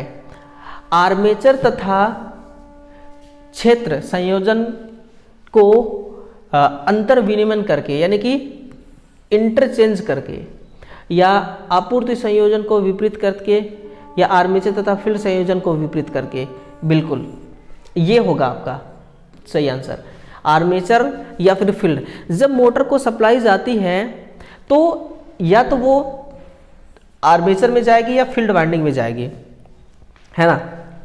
देखिए कहा जाता है कि दोनों वाइंडिंग का टर्मिनल एक साथ कभी चेंज नहीं करना है, नहीं तो मोटर का डायरेक्शन में कोई चेंजेस नहीं होगी। क्योंकि मान लीजिए अगर आर्मेचर वाइंडिंग, मान लीजिए इस आर्मेचर वाइंडिंग के द्वारा जो मोटर घूम रही है ना, तो इस डायरेक्शन में घूम रही है, क्लॉकवाइज डायरेक्शन में। और पहले मोटर मान लीजिए पहले स्टार्टिंग में समझिएगा, है ना, स्टार्टिंग में समझिएगा, मोटर आपकी इस डायरेक्शन में घूम रही है। किस डायरेक्शन में? इस डायरेक्शन में घूम रही है। अब आपने क्या किया, आर्मेचर के टर्मिनल को चेंज कर दिया, मोटर का डायरेक्शन यह हो गया, ठीक। अब फिर इसको चेंज करने के बाद फील्ड वाइंडिंग के भी टर्मिनल को आपने चेंज कर दिया, तो मोटर इस दिशा में घूम रही थी, मोटर फिर इस दिशा में घूमने लगेगी। अब देखिए शुरू में भी इसी दिशा में घूम रही थी और अभी भी इसी की दिशा में घूमने लगी, यानी कि दोनों को चेंज कर देने से मोटर की स्पीड में कोई परिवर्तन नहीं आएगा, स्पीड के डायरेक्शन में कोई परिवर्तन नहीं आएगा, है ना। स्पीड का डायरेक्शन अलग बात है और स्पीड अलग बात है, केवल स्पीड अलग बात है, ठीक है ना। नेक्स्ट है कि एक रेल इंजन का दोषित मोटर बदलना है, किस प्रकार के मोटर का चयन करेंगे? ये तो हो गया डीसी का सीरीज मोटर, है ना। और डीसी सीरीज मोटर के आप इसके बारे में बहुत कुछ पढ़ने वाले हैं, ये भी ध्यान दीजिएगा। नेक्स्ट, चित्र में एक आर्मेचर को उसकी अवस्था जांचने के लिए की गई जांच को दर्शाया गया है। इस टेस्ट का प्रकार क्या है? इस टेस्ट का प्रकार क्या है? ये है प्रकार, ये हमारा है आर्मेचर, है ना। ये हमारी क्या है? आर्मेचर। और यहाँ पर है कम्यूटेटर, ये हमारी कम्यूटेटर है। कम्यूटेटर के सेगमेंट हैं, अलग अलग सेगमेंट पर देखिए इस प्रकार से लीड अलग अलग जगह पर यहाँ पर लगाई जा रही है, अलग अलग लीड। ये है एक लैंप, है ना, यहाँ पर फेस है और इसका ये शाफ्ट है, यहाँ से देखिए ये क्या है, ये है इसका शाफ्ट। एक लीड इस शाफ्ट से कनेक्ट होकर के यहाँ पर आ रही है जो कि न्यूट्रल है। देखिए यहाँ पर ये टेस्ट लीड है ना, ये टेस्ट लीड है, यहाँ पर लैंप लगा हुआ है। ये क्या है? ये एक बल्ब है, लैंप है।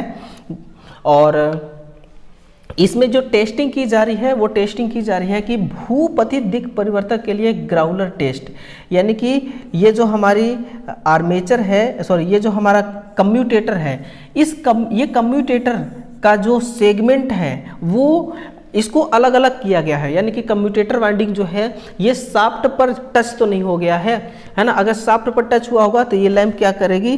ग्लो हो जाएगी, है ना। ये क्या करेगी? ग्लो करेगी।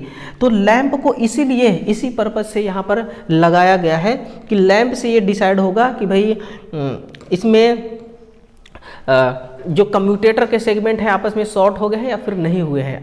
शॉर्ट हो गए होंगे तो फिर वही दिक्कत होगी, लैंप जल जाएगी, ठीक। अगला क्वेश्चन 23 की एक डीसी 3 बिंदु स्टार्टर में एनवीसी का संबंध श्रेणी के आपूर्ति के आर पार निम्नलिखित में से है, किसके आर पार?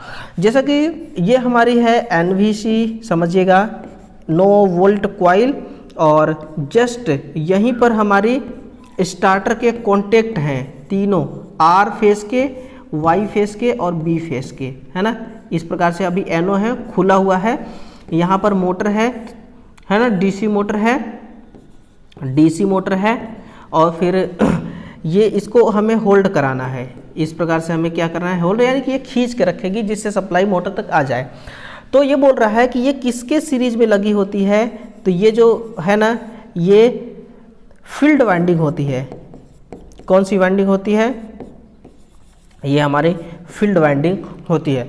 तो ये आर्मेचर वाइंडिंग नहीं होती, ओवरलोड रिले नहीं होती, शंट फील्ड नहीं होती, आरंभिक प्रतिरोध शंट फील्ड वाइंडिंग हो गया, overload relay, armature, shunt field relay, ये होगी option number A. Shunt field यहाँ पर होगी, शंट फील्ड वाइंडिंग होगी, शंट फील्ड वाइंडिंग के सीरीज में ये लगी होती है, ठीक है ना। एक साइड से फेज आती है, एक साइड से ऐसे न्यूट्रल आएगी, ठीक है ना, ये पॉजिटिव और ये निगेटिव हो जाएगी और ऐसे काम करता है। ये स्टार्टर का पार्ट है, ये क्या है, ये आपका स्टार्टर है ना, ये हमारी स्टार्टर है। तो ऑप्शन नंबर जो ए है ये करेक्ट हो जाएगा कि ये 3 बिंदु स्टार्टर जो है डीसी के शंट और कंपाउंड मोटर को स्टार्ट करने के लिए यूज में आता है, ठीक है। देखते रहिए अगला है कि एक स्थिर वोल्टेज आपूर्ति से संयोजित किए गए 3 किलोवाट वाले शंट मोटर का वेग 2000 आरपीएम है।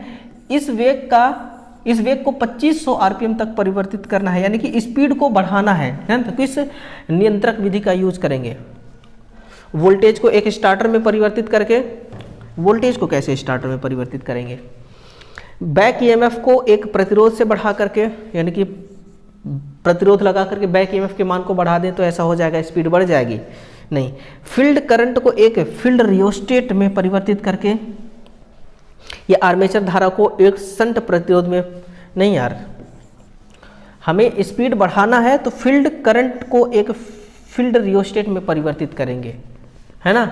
जैसे कि ये हमारी एनवीसी है समझिएगा, ये हमारी एनवीसी है, हमने क्या किया, यहाँ पर फील्ड वाइंडिंग है ना, ये हमारी क्या है, फील्ड वाइंडिंग है ना, ये हमारी फील्ड वाइंडिंग है।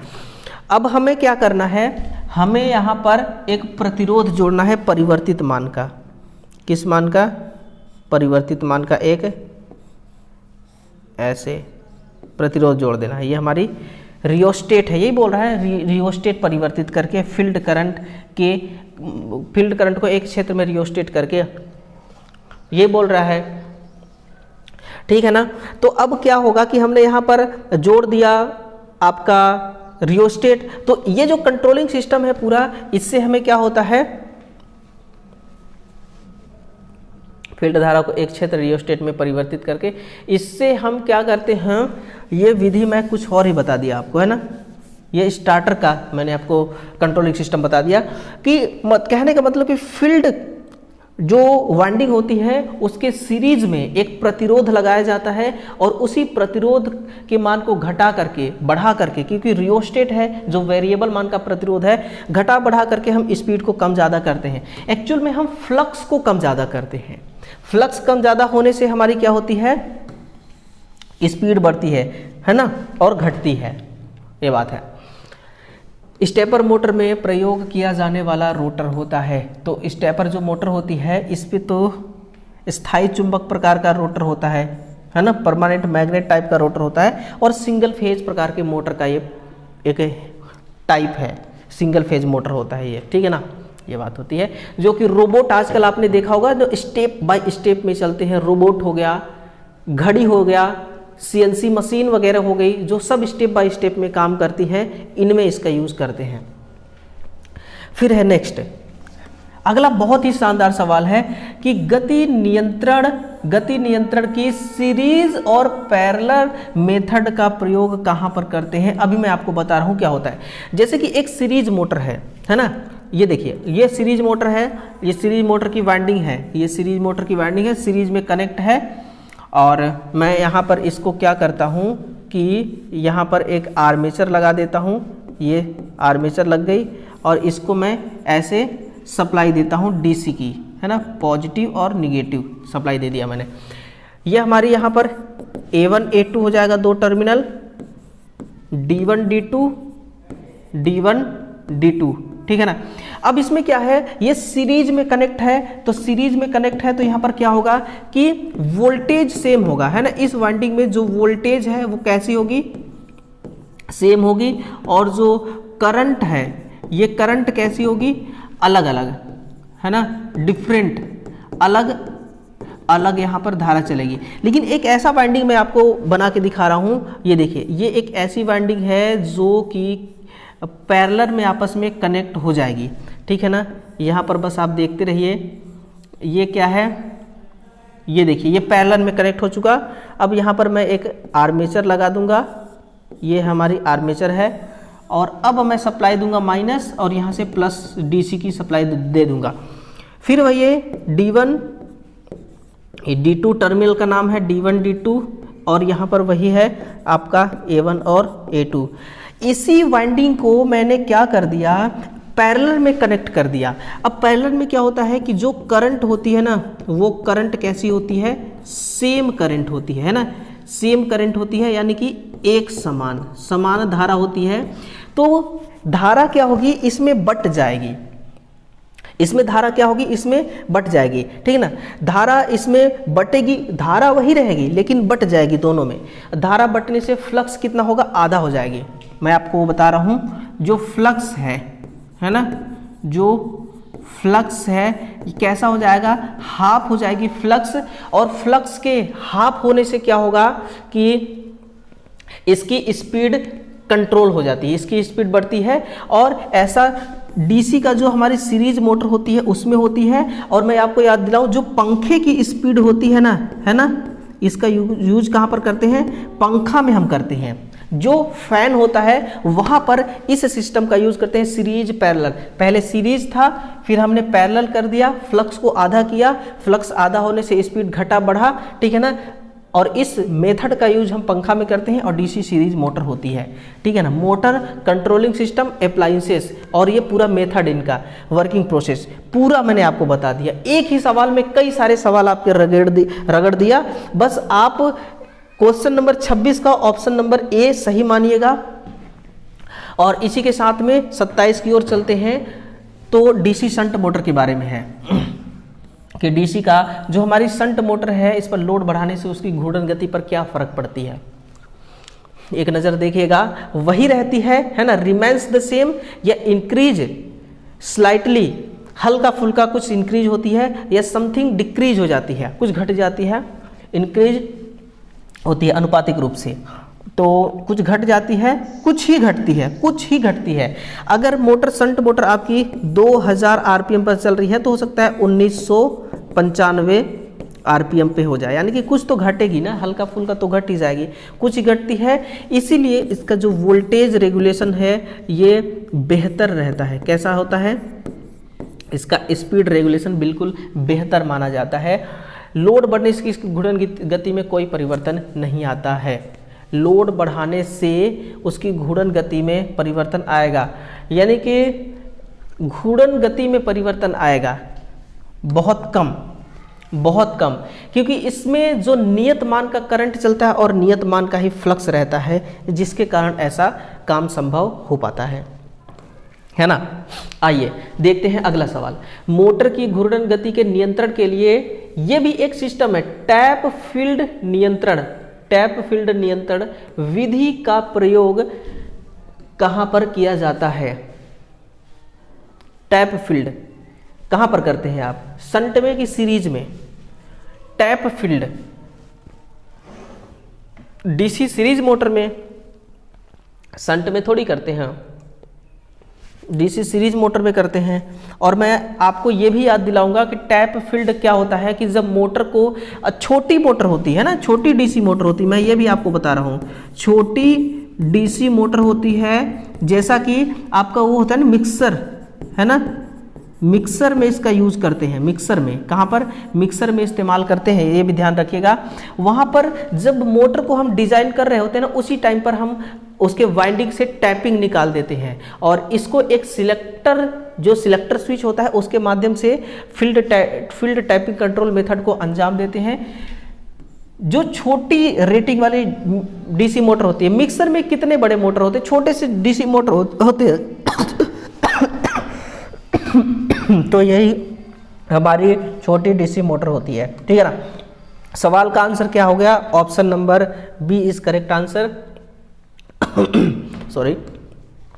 नेक्स्ट सवाल है कि किसी कार्यरत डीसी मोटर की घूर्णन गति को उसके सामान्य गति से कम करने के लिए आपको क्या करना पड़ेगा। The reduce the rotating speed of a working DC shunt motor from its normal speed. Normal speed से कम गति करने के लिए आपको क्या करना पड़ेगा, आर्मेचर के मान को कम करना होगा। किसके मान को, आर्मेचर के मान को कम करना होगा। सप्लाई वोल्टेज का मान घटाया जाता है, सप्लाई वोल्टेज के मान घटाने से कुछ नहीं होगा। सप्लाई वोल्टेज का मान घटाया जाता है, नहीं। सप्लाई वोल्टेज का मान बढ़ाया जाता है, नहीं। फील्ड सर्किट का प्रतिरोध बढ़ाया जाता है। फील्ड सर्किट का प्रतिरोध जब आप बढ़ाएंगे तो आपको घूर्णन गति जो है सामान्य से अधिक प्राप्त होगी। और आर्मेचर सर्किट का प्रतिरोध बढ़ाने से क्या होगा कि स्पीड, घूर्णन गति आपका क्या होगा, कम होगा। घूर्णन का मतलब क्या है, एक प्रकार से हम इसको कह सकते हैं टॉर्क, है ना। ये क्या है, टॉर्क हमारी है, टॉर्क ही एक घूर्णन गति है। और आपको पता होगा कि जो टॉर्क होती है ना, शंट मोटर में जो हमारी टॉर्क होती है ये आर्मेचर करंट के समानुपाती होती है। यानी कि आर्मेचर करंट अगर कम है तो टॉर्क कम, आर्मेचर करंट ज़्यादा है तो टॉर्क ज़्यादा। मैं आपको यहाँ पर ध्यान दिलाना चाहूँगा कि जो हमारी ये जो आर्मेचर है, ये क्या है, हमारी आर्मेचर है ना। इस आर्मेचर में यहाँ पर कार्बन ब्रूस लगे हुए हैं और इसी में मैं क्या कर दूंगा, यहाँ पर एक डाइवर्टर लगा दूंगा, यानी कि वेरिएबल मान का प्रतिरोध। और यहाँ पर फील्ड वाइंडिंग होगी, देखिए यहाँ पर ऐसे फील्ड वाइंडिंग होगी, है ना। फील्ड वाइंडिंग यहाँ पर होगी, यहाँ पर एक फील्ड वाइंडिंग होगी। और फिर इधर से हम क्या करेंगे, सोर्स देंगे, है ना, प्लस और माइनस का सोर्स देंगे। ये डीसी शंट मोटर होती है। तो इसका काम क्या है कि आर्मेचर करंट को कंट्रोल करना। इसका काम क्या होता है, आर्मेचर करंट के मान को कम करना। आर्मेचर करंट कम हो जाएगी तो हमारी जो आर्मेचर का फ्लक्स है ये भी क्या हो जाएगा, कम हो जाएगा। क्या होगी, सॉरी, फ्लक्स तक हमें पहुंचने की जरूरत ही नहीं है, आर्मेचर करंट कम हो गई। अब आर्मेचर करंट यहाँ कम हो जाएगी तो फिर टॉर्क भी क्या हो जाएगी, कम हो जाएगी। टॉर्क ही है घूर्णन गति कम होगी। और हमारा टारगेट क्या था कि सामान्य गति से कम करना, यानी कि स्पीड को कम करना। इसीलिए हम क्या करते हैं, आर्मेचर सर्किट का जो प्रतिरोध है इसी नियम का इस्तेमाल करते हैं स्पीड को कम करने के लिए, है ना। इसका इस्तेमाल करते हैं स्पीड को घटाने के लिए। फिर है in a DC motor at the time of starting the opposing EMF, है ना, back EMF force has a value of, क्या होगा इसकी वैल्यू, स्टार्टिंग के समय किसी डीसी मोटर का विरोधी विद्युत वाहक बल मान कैसा होता है, तो ये शून्य होता है ना। स्टार्टिंग के समय बिल्कुल जीरो होती है, क्योंकि गति जीरो है, आरपीएम जीरो है, तो फिर बैक ईएमएफ का मान भी जीरो होगी। ये गति के साथ ही जनरेट होती है, गति के साथ ही खत्म हो जाती है, ठीक है। अगला, डीसी मोटर या जनरेटर में जो डमी कॉइल होती है इसका प्रयोग मुख्य उद्देश्य क्या होता है, इसका मुख्य उद्देश्य क्या होता है, आर्मेचर प्रतिरोध को बढ़ाना डमी कॉइल का, या आर्मेचर में यांत्रिक संतुलन बनाए रखना, ये होता है।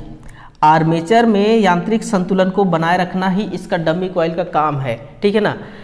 आर्मेचर रिएक्शन को समाप्त नहीं कर सकता। आर्मेचर रिएक्शन को समाप्त करने के लिए 2-3 विधियां हैं। रिएक्टेंस वोल्टेज को समाप्त नहीं कर सकता ये डमी कॉइल, है ना।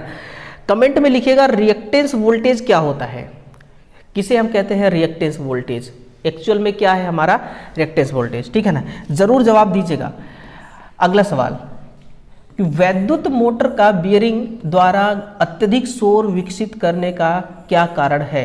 वो रीज़न आपको बताना है कि एक बियरिंग है, हो सकता है खराब हो गया है या फिर सही है, लेकिन जो भी है बियरिंग के द्वारा हमें शोर मिल रहा है, क्या कारण हो सकता है। गलत ग्रेड की ग्रीस लगी है बियरिंग में इसलिए, नहीं, ग्रीस गलत ग्रेड की लगने से कभी भी यहाँ पर शोर नहीं होगा।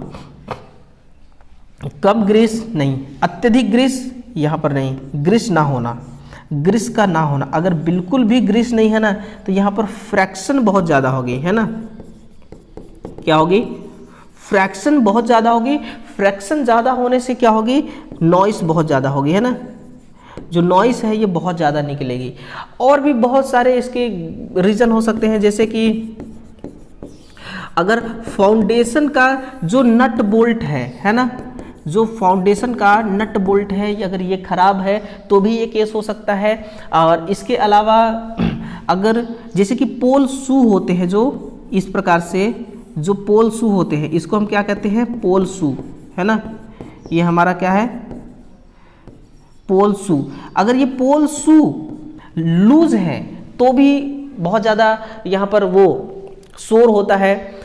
इसके अलावा अगर आर्मेचर, यहाँ पर नोट करिएगा, जो आर्मेचर है, आर्मेचर फील्ड पोल पर, है ना, या आर्मेचर पोल शू पर टकराने से, अगर आर्मेचर घूम रही है और पोल शू पे टकरा रही है तो भी तो आवाज़ ही आएगी ना। या फिर शाफ्ट टेढ़ा हो जाने से, जो शाफ्ट है, शाफ्ट का टेढ़ा हो जाना, है ना, शाफ्ट का टेढ़ा हो जाना, ये सारे रीज़न हो सकते हैं। बाकी बियरिंग के द्वारा अगर बोला जा रहा है तो बियरिंग के द्वारा यही होती है ना, बियरिंग के द्वारा यही रीज़न होता है, आवाज़ बहुत ज़्यादा आती है। बाकी फाउंडेशन का नट बोल्ट जब लूज रहता है तो भी यही केस होती है। ठीक, नेक्स्ट है कि वार्ड लियोनार्ड विधि से मोटर का घूर्णन गति का नियंत्रण किया जा सकता है। सिर्फ कंट्रोलिंग सिस्टम में मात्र एक ऐसा ये कंट्रोलिंग सिस्टम है जिसमें हम मोटर का, चाहे वो सीरीज मोटर है, चाहे मोटर का ये सीरीज हो या फिर हो आपका शंट या फिर हो कंपाउंड, है ना, या फिर हो कंपाउंड, इन तीनों मोटरों का स्पीड कंट्रोल करने की जो कैपेसिटी रखता है ये वार्ड लियोनार्ड विधि अकेला रखता है। आप समझिएगा, इसमें क्या होता है कि पावर लॉस सबसे ज़्यादा होती है ना, मैं यहाँ पर आपको लिखा दे रहा हूँ, जो पावर लॉस है ये बहुत ज़्यादा होती है क्योंकि इसमें 3 मशीन्स लगे होते हैं, है ना। इसमें कितने मशीन्स होते हैं, 3 मशीन्स होते हैं। एक होता है आपका जनरेटर और दूसरा होता है 3 फेज इंडक्शन मोटर और तीसरा होता है डीसी मोटर जिसका हमें स्पीड को कंट्रोल करना होता है। तो ये 3 हमारे पास मशीनें होती हैं, इसलिए पावर लॉस भयानक होता है। लेकिन सबसे बड़ी खास बात ये होती है इसमें कि क्या खास बात है कि जैसे कि हम मोटर को क्लॉकवाइज दिशा में इसकी स्पीड को कंट्रोल कर रहे हैं 0 से लेकर के मैक्सिमम तक, है ना, 0 से लेकर के मैक्सिमम तक। तो हम इसको रिवर्स डायरेक्शन में भी 0 से लेकर के मैक्सिमम तक हम घुमा सकते हैं, है ना। इतनी पावरफुल है, यानी कि क्लॉकवाइज डायरेक्शन में 0 आरपीएम से लेकर के मैक्सिमम आरपीएम तक इसको हम घुमा सकते हैं या फिर कंट्रोल कर सकते हैं, वैसे ही रिवर्स डायरेक्शन में भी होता है। इसलिए कहा जाता है कि वार्ड लियोनार्ड विधि सीरीज, शंट, कंपाउंड तीनों मोटर के स्पीड को कंट्रोल करने के लिए ये ताकत रखती है। अब आइए देखते हैं, आंसर तो आपका यही से कंप्लीट हो गया, यही आपका आंसर हो गया। केवल एक दिशा में केवल एक दिशा गलत, केवल एक दिशा गलत, दोनों दिशाओं में सामान्य से कम और अधिक गति के लिए, बिल्कुल दोनों दिशाओं का मतलब यही हो गया कि क्लॉकवाइज डायरेक्शन और एंटी क्लॉकवाइज डायरेक्शन, दोनों डायरेक्शन में ये क्या कर सकती है, स्पीड को कंट्रोल कर सकती है। इस प्रकार की ये स्पीड कंट्रोल मेथड होता है ना। बट इसमें पावर लॉस बहुत ज़्यादा होती है। पहले हम 3 फेज इंडक्शन मोटर को हम सप्लाई देते हैं, ठीक है ना। फिर 3 फेज इंडक्शन मोटर का रोटर घूमता है शाफ्ट, उस शाफ्ट से जनरेटर का शाफ्ट कनेक्ट होता है, फिर जनरेटर घूमती है ना। फिर जनरेटर से जो पावर जनरेट होती है उस पावर को एक स्विच के माध्यम से हम जिस मोटर का स्पीड कंट्रोल करना होता है उसको देते हैं, ठीक है ना। तो ये बहुत लंबा चौड़ा प्रोसेस हो जाता है, काफ़ी टाइम, काफ़ी पैसा खर्च होता है और काफ़ी इसमें लॉसेस भी हैं, नुकसान बहुत ज़्यादा है। कुल मिलाकर के मेरा ये कहना है, ठीक है। फिर है in a DC series motor the rotation speed of the motor can be changed by using field diverter resistance, this is called speed changing. DC series motor में फील्ड डाइवर्टर प्रतिरोध प्रयोग करके मोटर की घूर्णन गति परिवर्तित की जा सकती है, यह गति परिवर्तन होता है। डीसी का सीरीज मोटर है और फील्ड डाइवर्टर सामान्य से अधिक एवं कम के लिए गलत, अनंत के लिए गलत, सामान्य से कम के लिए गलत, ऑप्शन नंबर सी सही है। ठीक है, ऐसे सवालों में आपको जरा भी टाइम नहीं लगाना है। किसी डीसी मोटर की घूर्णन गति का नियंत्रण करने की मुख्य विधि कौन सी है? अब आइए, प्रतिपोल फ्लक्स को कंट्रोल करके, या आर्मेचर सर्किट का प्रतिरोध कंट्रोल करके, या सोर्स वोल्टेज को नियत करके। किसी डीसी मोटर की घूर्णन गति नियंत्रित की जा सकती है ये तीनों विधियों द्वारा।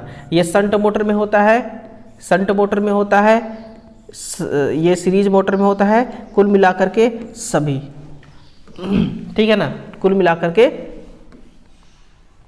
सभी वाली आपकी ऑप्शन करेक्ट होगी।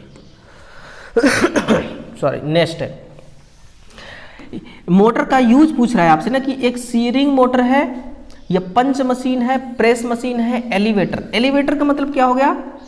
लिफ्ट, है ना, अंदर वाली लिफ्ट। एक तो एक्सेलरेटर होता है, सीढ़ी वाली लिफ्ट, एक अंदर वाली लिफ्ट जो इस फ्लोर से उस फ्लोर तक ले जाती है, एलिवेटर। कन्वेयर एवं रोलिंग मिल, इन सभी के लिए सर्वाधिक उपयोगी मोटर कौन सा है?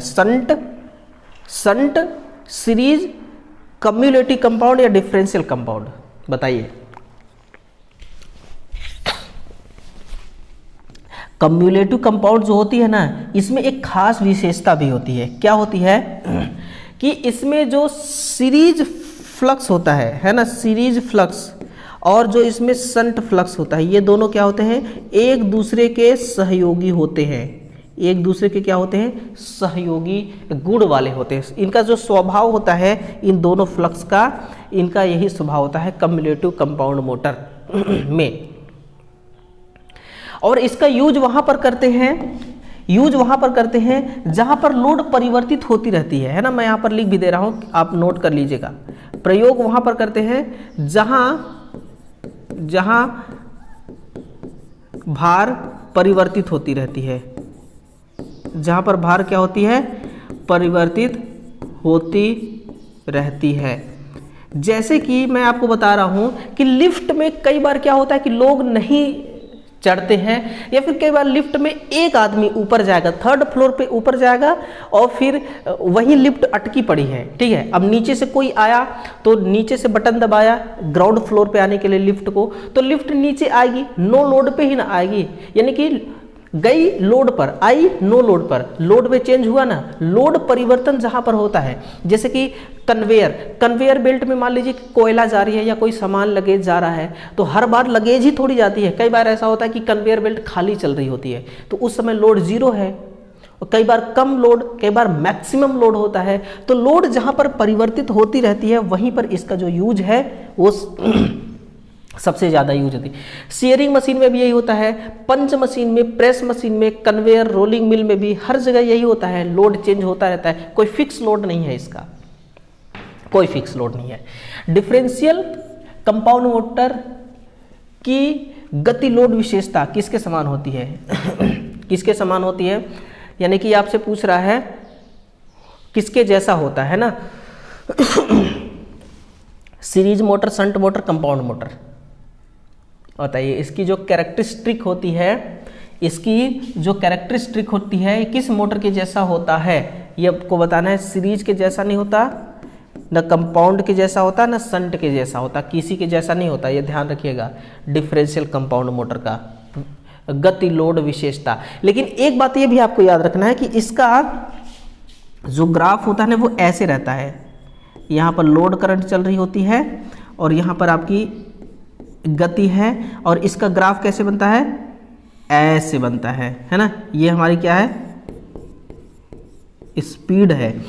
देखिए क्या है कि जब हम इसके लोड करंट को बढ़ाते हैं, ये हमारा क्या है, लोड करंट है। जब हम लोड के करंट को बढ़ाते हैं, लोड करंट बढ़ाते हैं तो इसकी स्पीड भी बढ़ती है। इसकी स्पीड देखिए, स्पीड बढ़ रही है ना, स्पीड क्या हो रही है, बढ़ रही है ना, बढ़ता हुआ नजर आ रहा है।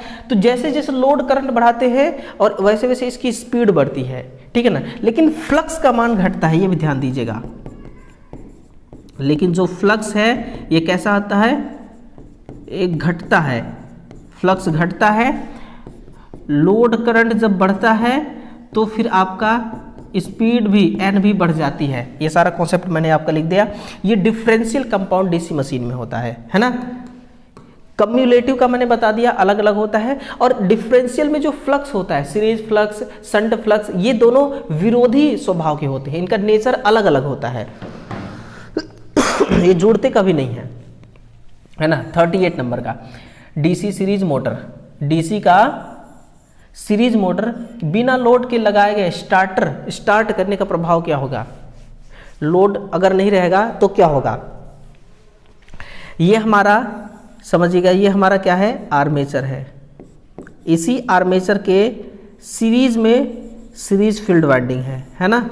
और हमने क्या कर दिया, यहाँ पर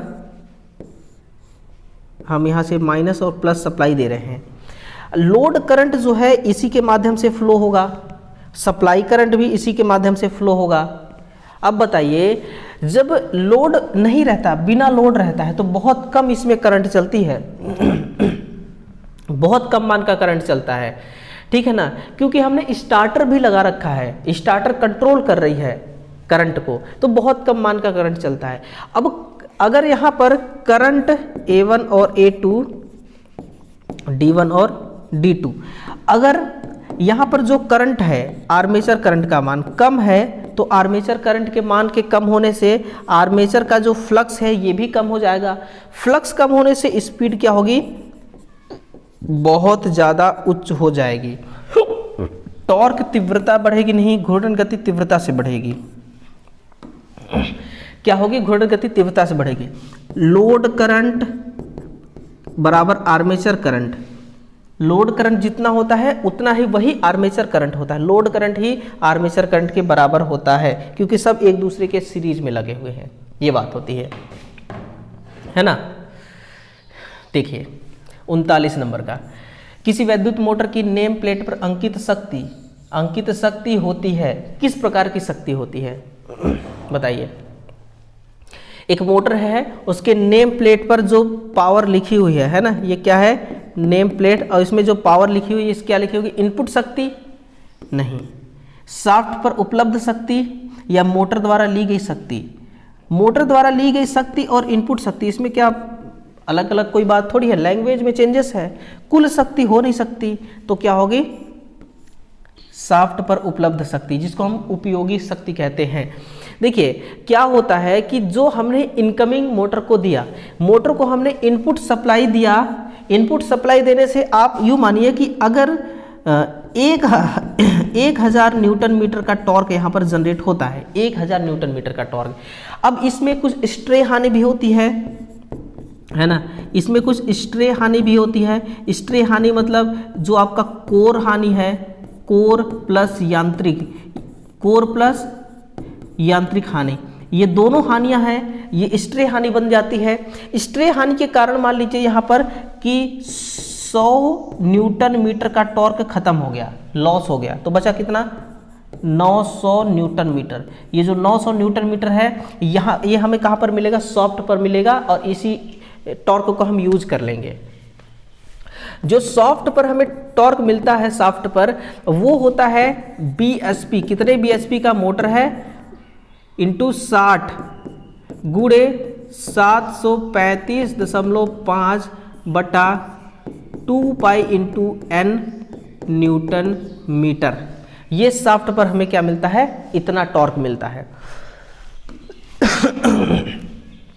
ठीक है ना। सॉफ्ट पर हमें टॉर्क मिलता है, लॉस्ट टॉर्क को माइनस करने के बाद जो हमें टॉर्क मिलता है उसी को हम कहते हैं सॉफ्ट टॉर्क। और जो नेम प्लेट पर लिखा होता है, ये जो नेम प्लेट पर लिखी होती है ये वही लिखी होती है, ठीक है ना, माइनस करने के बाद वाली। एक छोटा सा न्यूमेरिकल है कि 120 वोल्ट पर कार्य करने वाली डीसी मोटर में विरोधी विद्युत वाहक बल का मान 110 वोल्ट हो तो 0.5 ओम प्रतिरोध वाले आर्मेचर में कितनी धारा प्रवाहित होगी। बहुत ही सिंपल सा जवाब है इसका, कितना होगा। 120 वोल्ट पर कार्य करने वाली डीसी मोटर और विरोधी विद्युत वाहक बल का मान 110 वोल्ट है, यानी कि 10 वोल्ट कम है। तो हम कैसे बैक ईएमएफ का मान निकालते हैं, देखिए बैक ईएमएफ बराबर क्या लिखते हैं, V terminal voltage minus armature current into armature का रेजिस्टेंस, इसके द्वारा जो वोल्टेज ड्रॉप हो रहा है उसको माइनस करना है। तो बैक ईएमएफ देखिए कितना है, बैक ईएमएफ 110 वोल्ट, 110 बराबर टर्मिनल पर वोल्टेज कितना है 120 माइनस आइए हमें ज्ञात करना है आर्मेचर रेजिस्टेंस कितना है 0.5। पॉइंट को काटूंगा मैं तो नीचे आएगा 10, ठीक है ना। टर्मिनल वोल्टेज उल्टा हो रहा है। बैक ईएमएफ बराबर टर्मिनल वोल्टेज कितना है 110 वोल्ट माइनस आर्मेचर करंट हमें ज्ञात करना है और आर्मेचर का रेजिस्टेंस है 0.5। पॉइंट कटेगा नीचे 10 आएगी। अब आएगा मज़ा, 10 से ये कटेगी है ना, 10 से 10 कट जाएगी तो यहाँ कितना बचा 100, 20 पंचे 100, ये हो गया 20 का ऑप्शन है, ऑप्शन नंबर डी में इतना होगा। आर्मेचर में कितनी धारा प्रवाहित होगी तो 20 एम्पियर की धारा प्रवाहित होगी, रेजिस्टेंस 0.5 ओम है, बहुत कम है रेजिस्टेंस, ठीक समझ में आ गया। अगला, यदि किसी डीसी मोटर के सप्लाई टर्मिनल को आपस में परस्पर बदल दिया जाए तो क्या होगा। सप्लाई टर्मिनल को बदलने से कोई फर्क नहीं पड़ेगा, कोई फर्क नहीं पड़ेगा, है ना। मोटर ज्यों का त्यों घूमेगा, जिस डायरेक्शन में घूमेगा, जिस स्पीड से घूमेगी उतने ही स्पीड से घूमेगी, इसमें किसी भी प्रकार का कोई चेंजेस नहीं आने वाला है। डीसी मोटर में प्रेरित होने वाला विरोधी विद्युत वाहक बल आरोपित विद्युत वाहक बल के लिए कैसा होता है। आर्मेचर धारा में वृद्धि करने वाला होना चाहिए, या न सहायक होता है न विरोधी होता है। सहायक होता है कि विरोधी होता है, ये विरोधी होता है ना, बैक ईएमएफ है ये विरोधी वाला होता है, ये विरोध करता है, इसका बैक ईएमएफ होता है। इसकी पोलैरिटी भी अलग होती है ना, दोनों की पोलैरिटी में चेंजेस होगा। स्टार्टिंग प्रतिरोध, डीसी मोटर का स्टार्टिंग प्रतिरोध सामान्यतः कैसा होता है ये बताइएगा। स्टार्टिंग प्रतिरोध बहुत उच्च होता है, गलत है। 1 से 10 ओम तक होता है ना, 1 से 10 ओम तक होता है, ये भी गलत है ना। ऑप्शन एक ई में रखता हूँ, ऑप्शन नंबर ई, और यहाँ पर लिखता हूँ बहुत निम्न होता है, बहुत निम्न होता है, अति निम्न होता है, क्योंकि इसका जो है प्रतिरोध का मान वो होता है आपका लगभग 0.5 ओम। ये आर्मेचर का रेजिस्टेंस है और आर्मेचर का रेजिस्टेंस इतना कम होता है, इसलिए कम रखते हैं क्योंकि आर्मेचर में उत्पन्न जो पावर है वो लॉस ना होने पाए, वो ड्रॉप ना होने पाए, इसीलिए रेजिस्टेंस का मान कम रखते हैं। और रेजिस्टेंस का मान कम होने से नुकसान ये है कि स्टार्टिंग में करंट बहुत ज़्यादा चलती है, इसीलिए अपन स्टार्टर का यूज करते हैं, है ना। ऊपर तरफ से भी मैंने समझा दिया और फिर दोनों डायरेक्शन में कॉन्सेप्ट मैंने आपको दे दिया। यूज इतना कम रखते हैं तो क्यों रखते हैं और इसका फायदा क्या है और नुकसान क्या है। डीसी मोटर में उपयोगी काम करने के लिए उपलब्ध टार्क को क्या कहते हैं, तो ये हमारी सॉफ्ट टार्क है। अभी तो इसके बारे में डिटेल्स मैंने आपको बताया। ब्रेकिंग टॉर्क क्या होती है, मोटर को रोकने के लिए, है ना। जो हमारी मोटर होती है,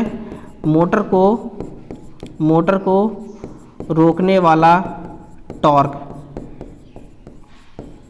मोटर को रोकने वाला टॉर्क क्या होता है, ब्रेकिंग टॉर्क। लॉस्ट टॉर्क यानी कि नष्ट टॉर्क, है ना, नष्ट टॉर्क। किसके द्वारा ये टॉर्क नष्ट होगा, तो ये होगी आपकी स्ट्रे के, किसके द्वारा, स्ट्रे हानि के द्वारा, है ना। स्ट्रे हानियों द्वारा जो लॉस होता है उसी को हम नष्ट टॉर्क को ही लॉस्ट टॉर्क कहते हैं। आर्मेचर टॉर्क जो आर्मेचर में उत्पन्न होता है आर्मेचर टॉर्क हो गया, है ना। आर्मेचर करंट के द्वारा जो उत्पन्न होता है टॉर्क वो आर्मेचर टॉर्क हो गया। बस यही बात है और कुछ नहीं, ठीक है। चलिए 5 और सवाल बचे हुए हैं आपके लिए। इलेक्ट्रिक मोटर के जो फ्यूज लगे होते हैं इलेक्ट्रिक मोटर में, इसका उद्देश्य क्या होता है, ये उद्देश्य आपको बताना है। किस सुरक्षा के लिए इसको हम प्रदान करते हैं। अतिभार के लिए तो हम OLR लगाते हैं, OLC लगाते हैं। अंडर लोड के लिए अंडर वोल्टेज कॉइल होती है। ओवर करंट या शॉर्ट सर्किट, तो शॉर्ट सर्किट नहीं, ये ओवर करंट से हमें सेफ्टी देती है। निर्धारित मान से जब भी ज़्यादा करंट चलेगी, है ना, कहाँ से, सप्लाई से, तो हम उसको क्या करते हैं, इस करंट के जरिए हम सेफ्टी ले लेते हैं। संकर्षण कार्यों के लिए यानी कि ट्रैक्शन कार्य के लिए किस मोटर को सिलेक्ट किया जाता है, DC का सीरीज मोटर, है ना। शंट मोटर किसके लिए, जहां पर हमें बेहतर वोल्टेज रेगुलेशन चाहिए वहां पर हम इसका यूज करते हैं। और DC यौगिक मोटर जो हो गया, DC synchronous motor. Synchronous motor में तो हम कई बार पावर फैक्टर भी सुधार लेते हैं और इससे हम मैकेनिकल पावर भी ले लेते हैं, तो दोनों प्रकार का ये काम कर देता है ना। नेक्स्ट, एक DC मोटर के न चलने का मुख्य कारण क्या हो सकता है। हो सकता है सप्लाई ही नहीं हो तो क्या चलेगी मोटर, लेकिन अगर सप्लाई के अलावा कोई ऑप्शन आपसे ढूंढने को बोला जाए तो क्या हो सकता है, तारों का टूट जाना। हाँ, तार ब्रेक हो जाएंगे तो मोटर कैसे चल सकती है, नहीं। ब्रशों का संपर्क टूट जाना तो भी नहीं चलेगी।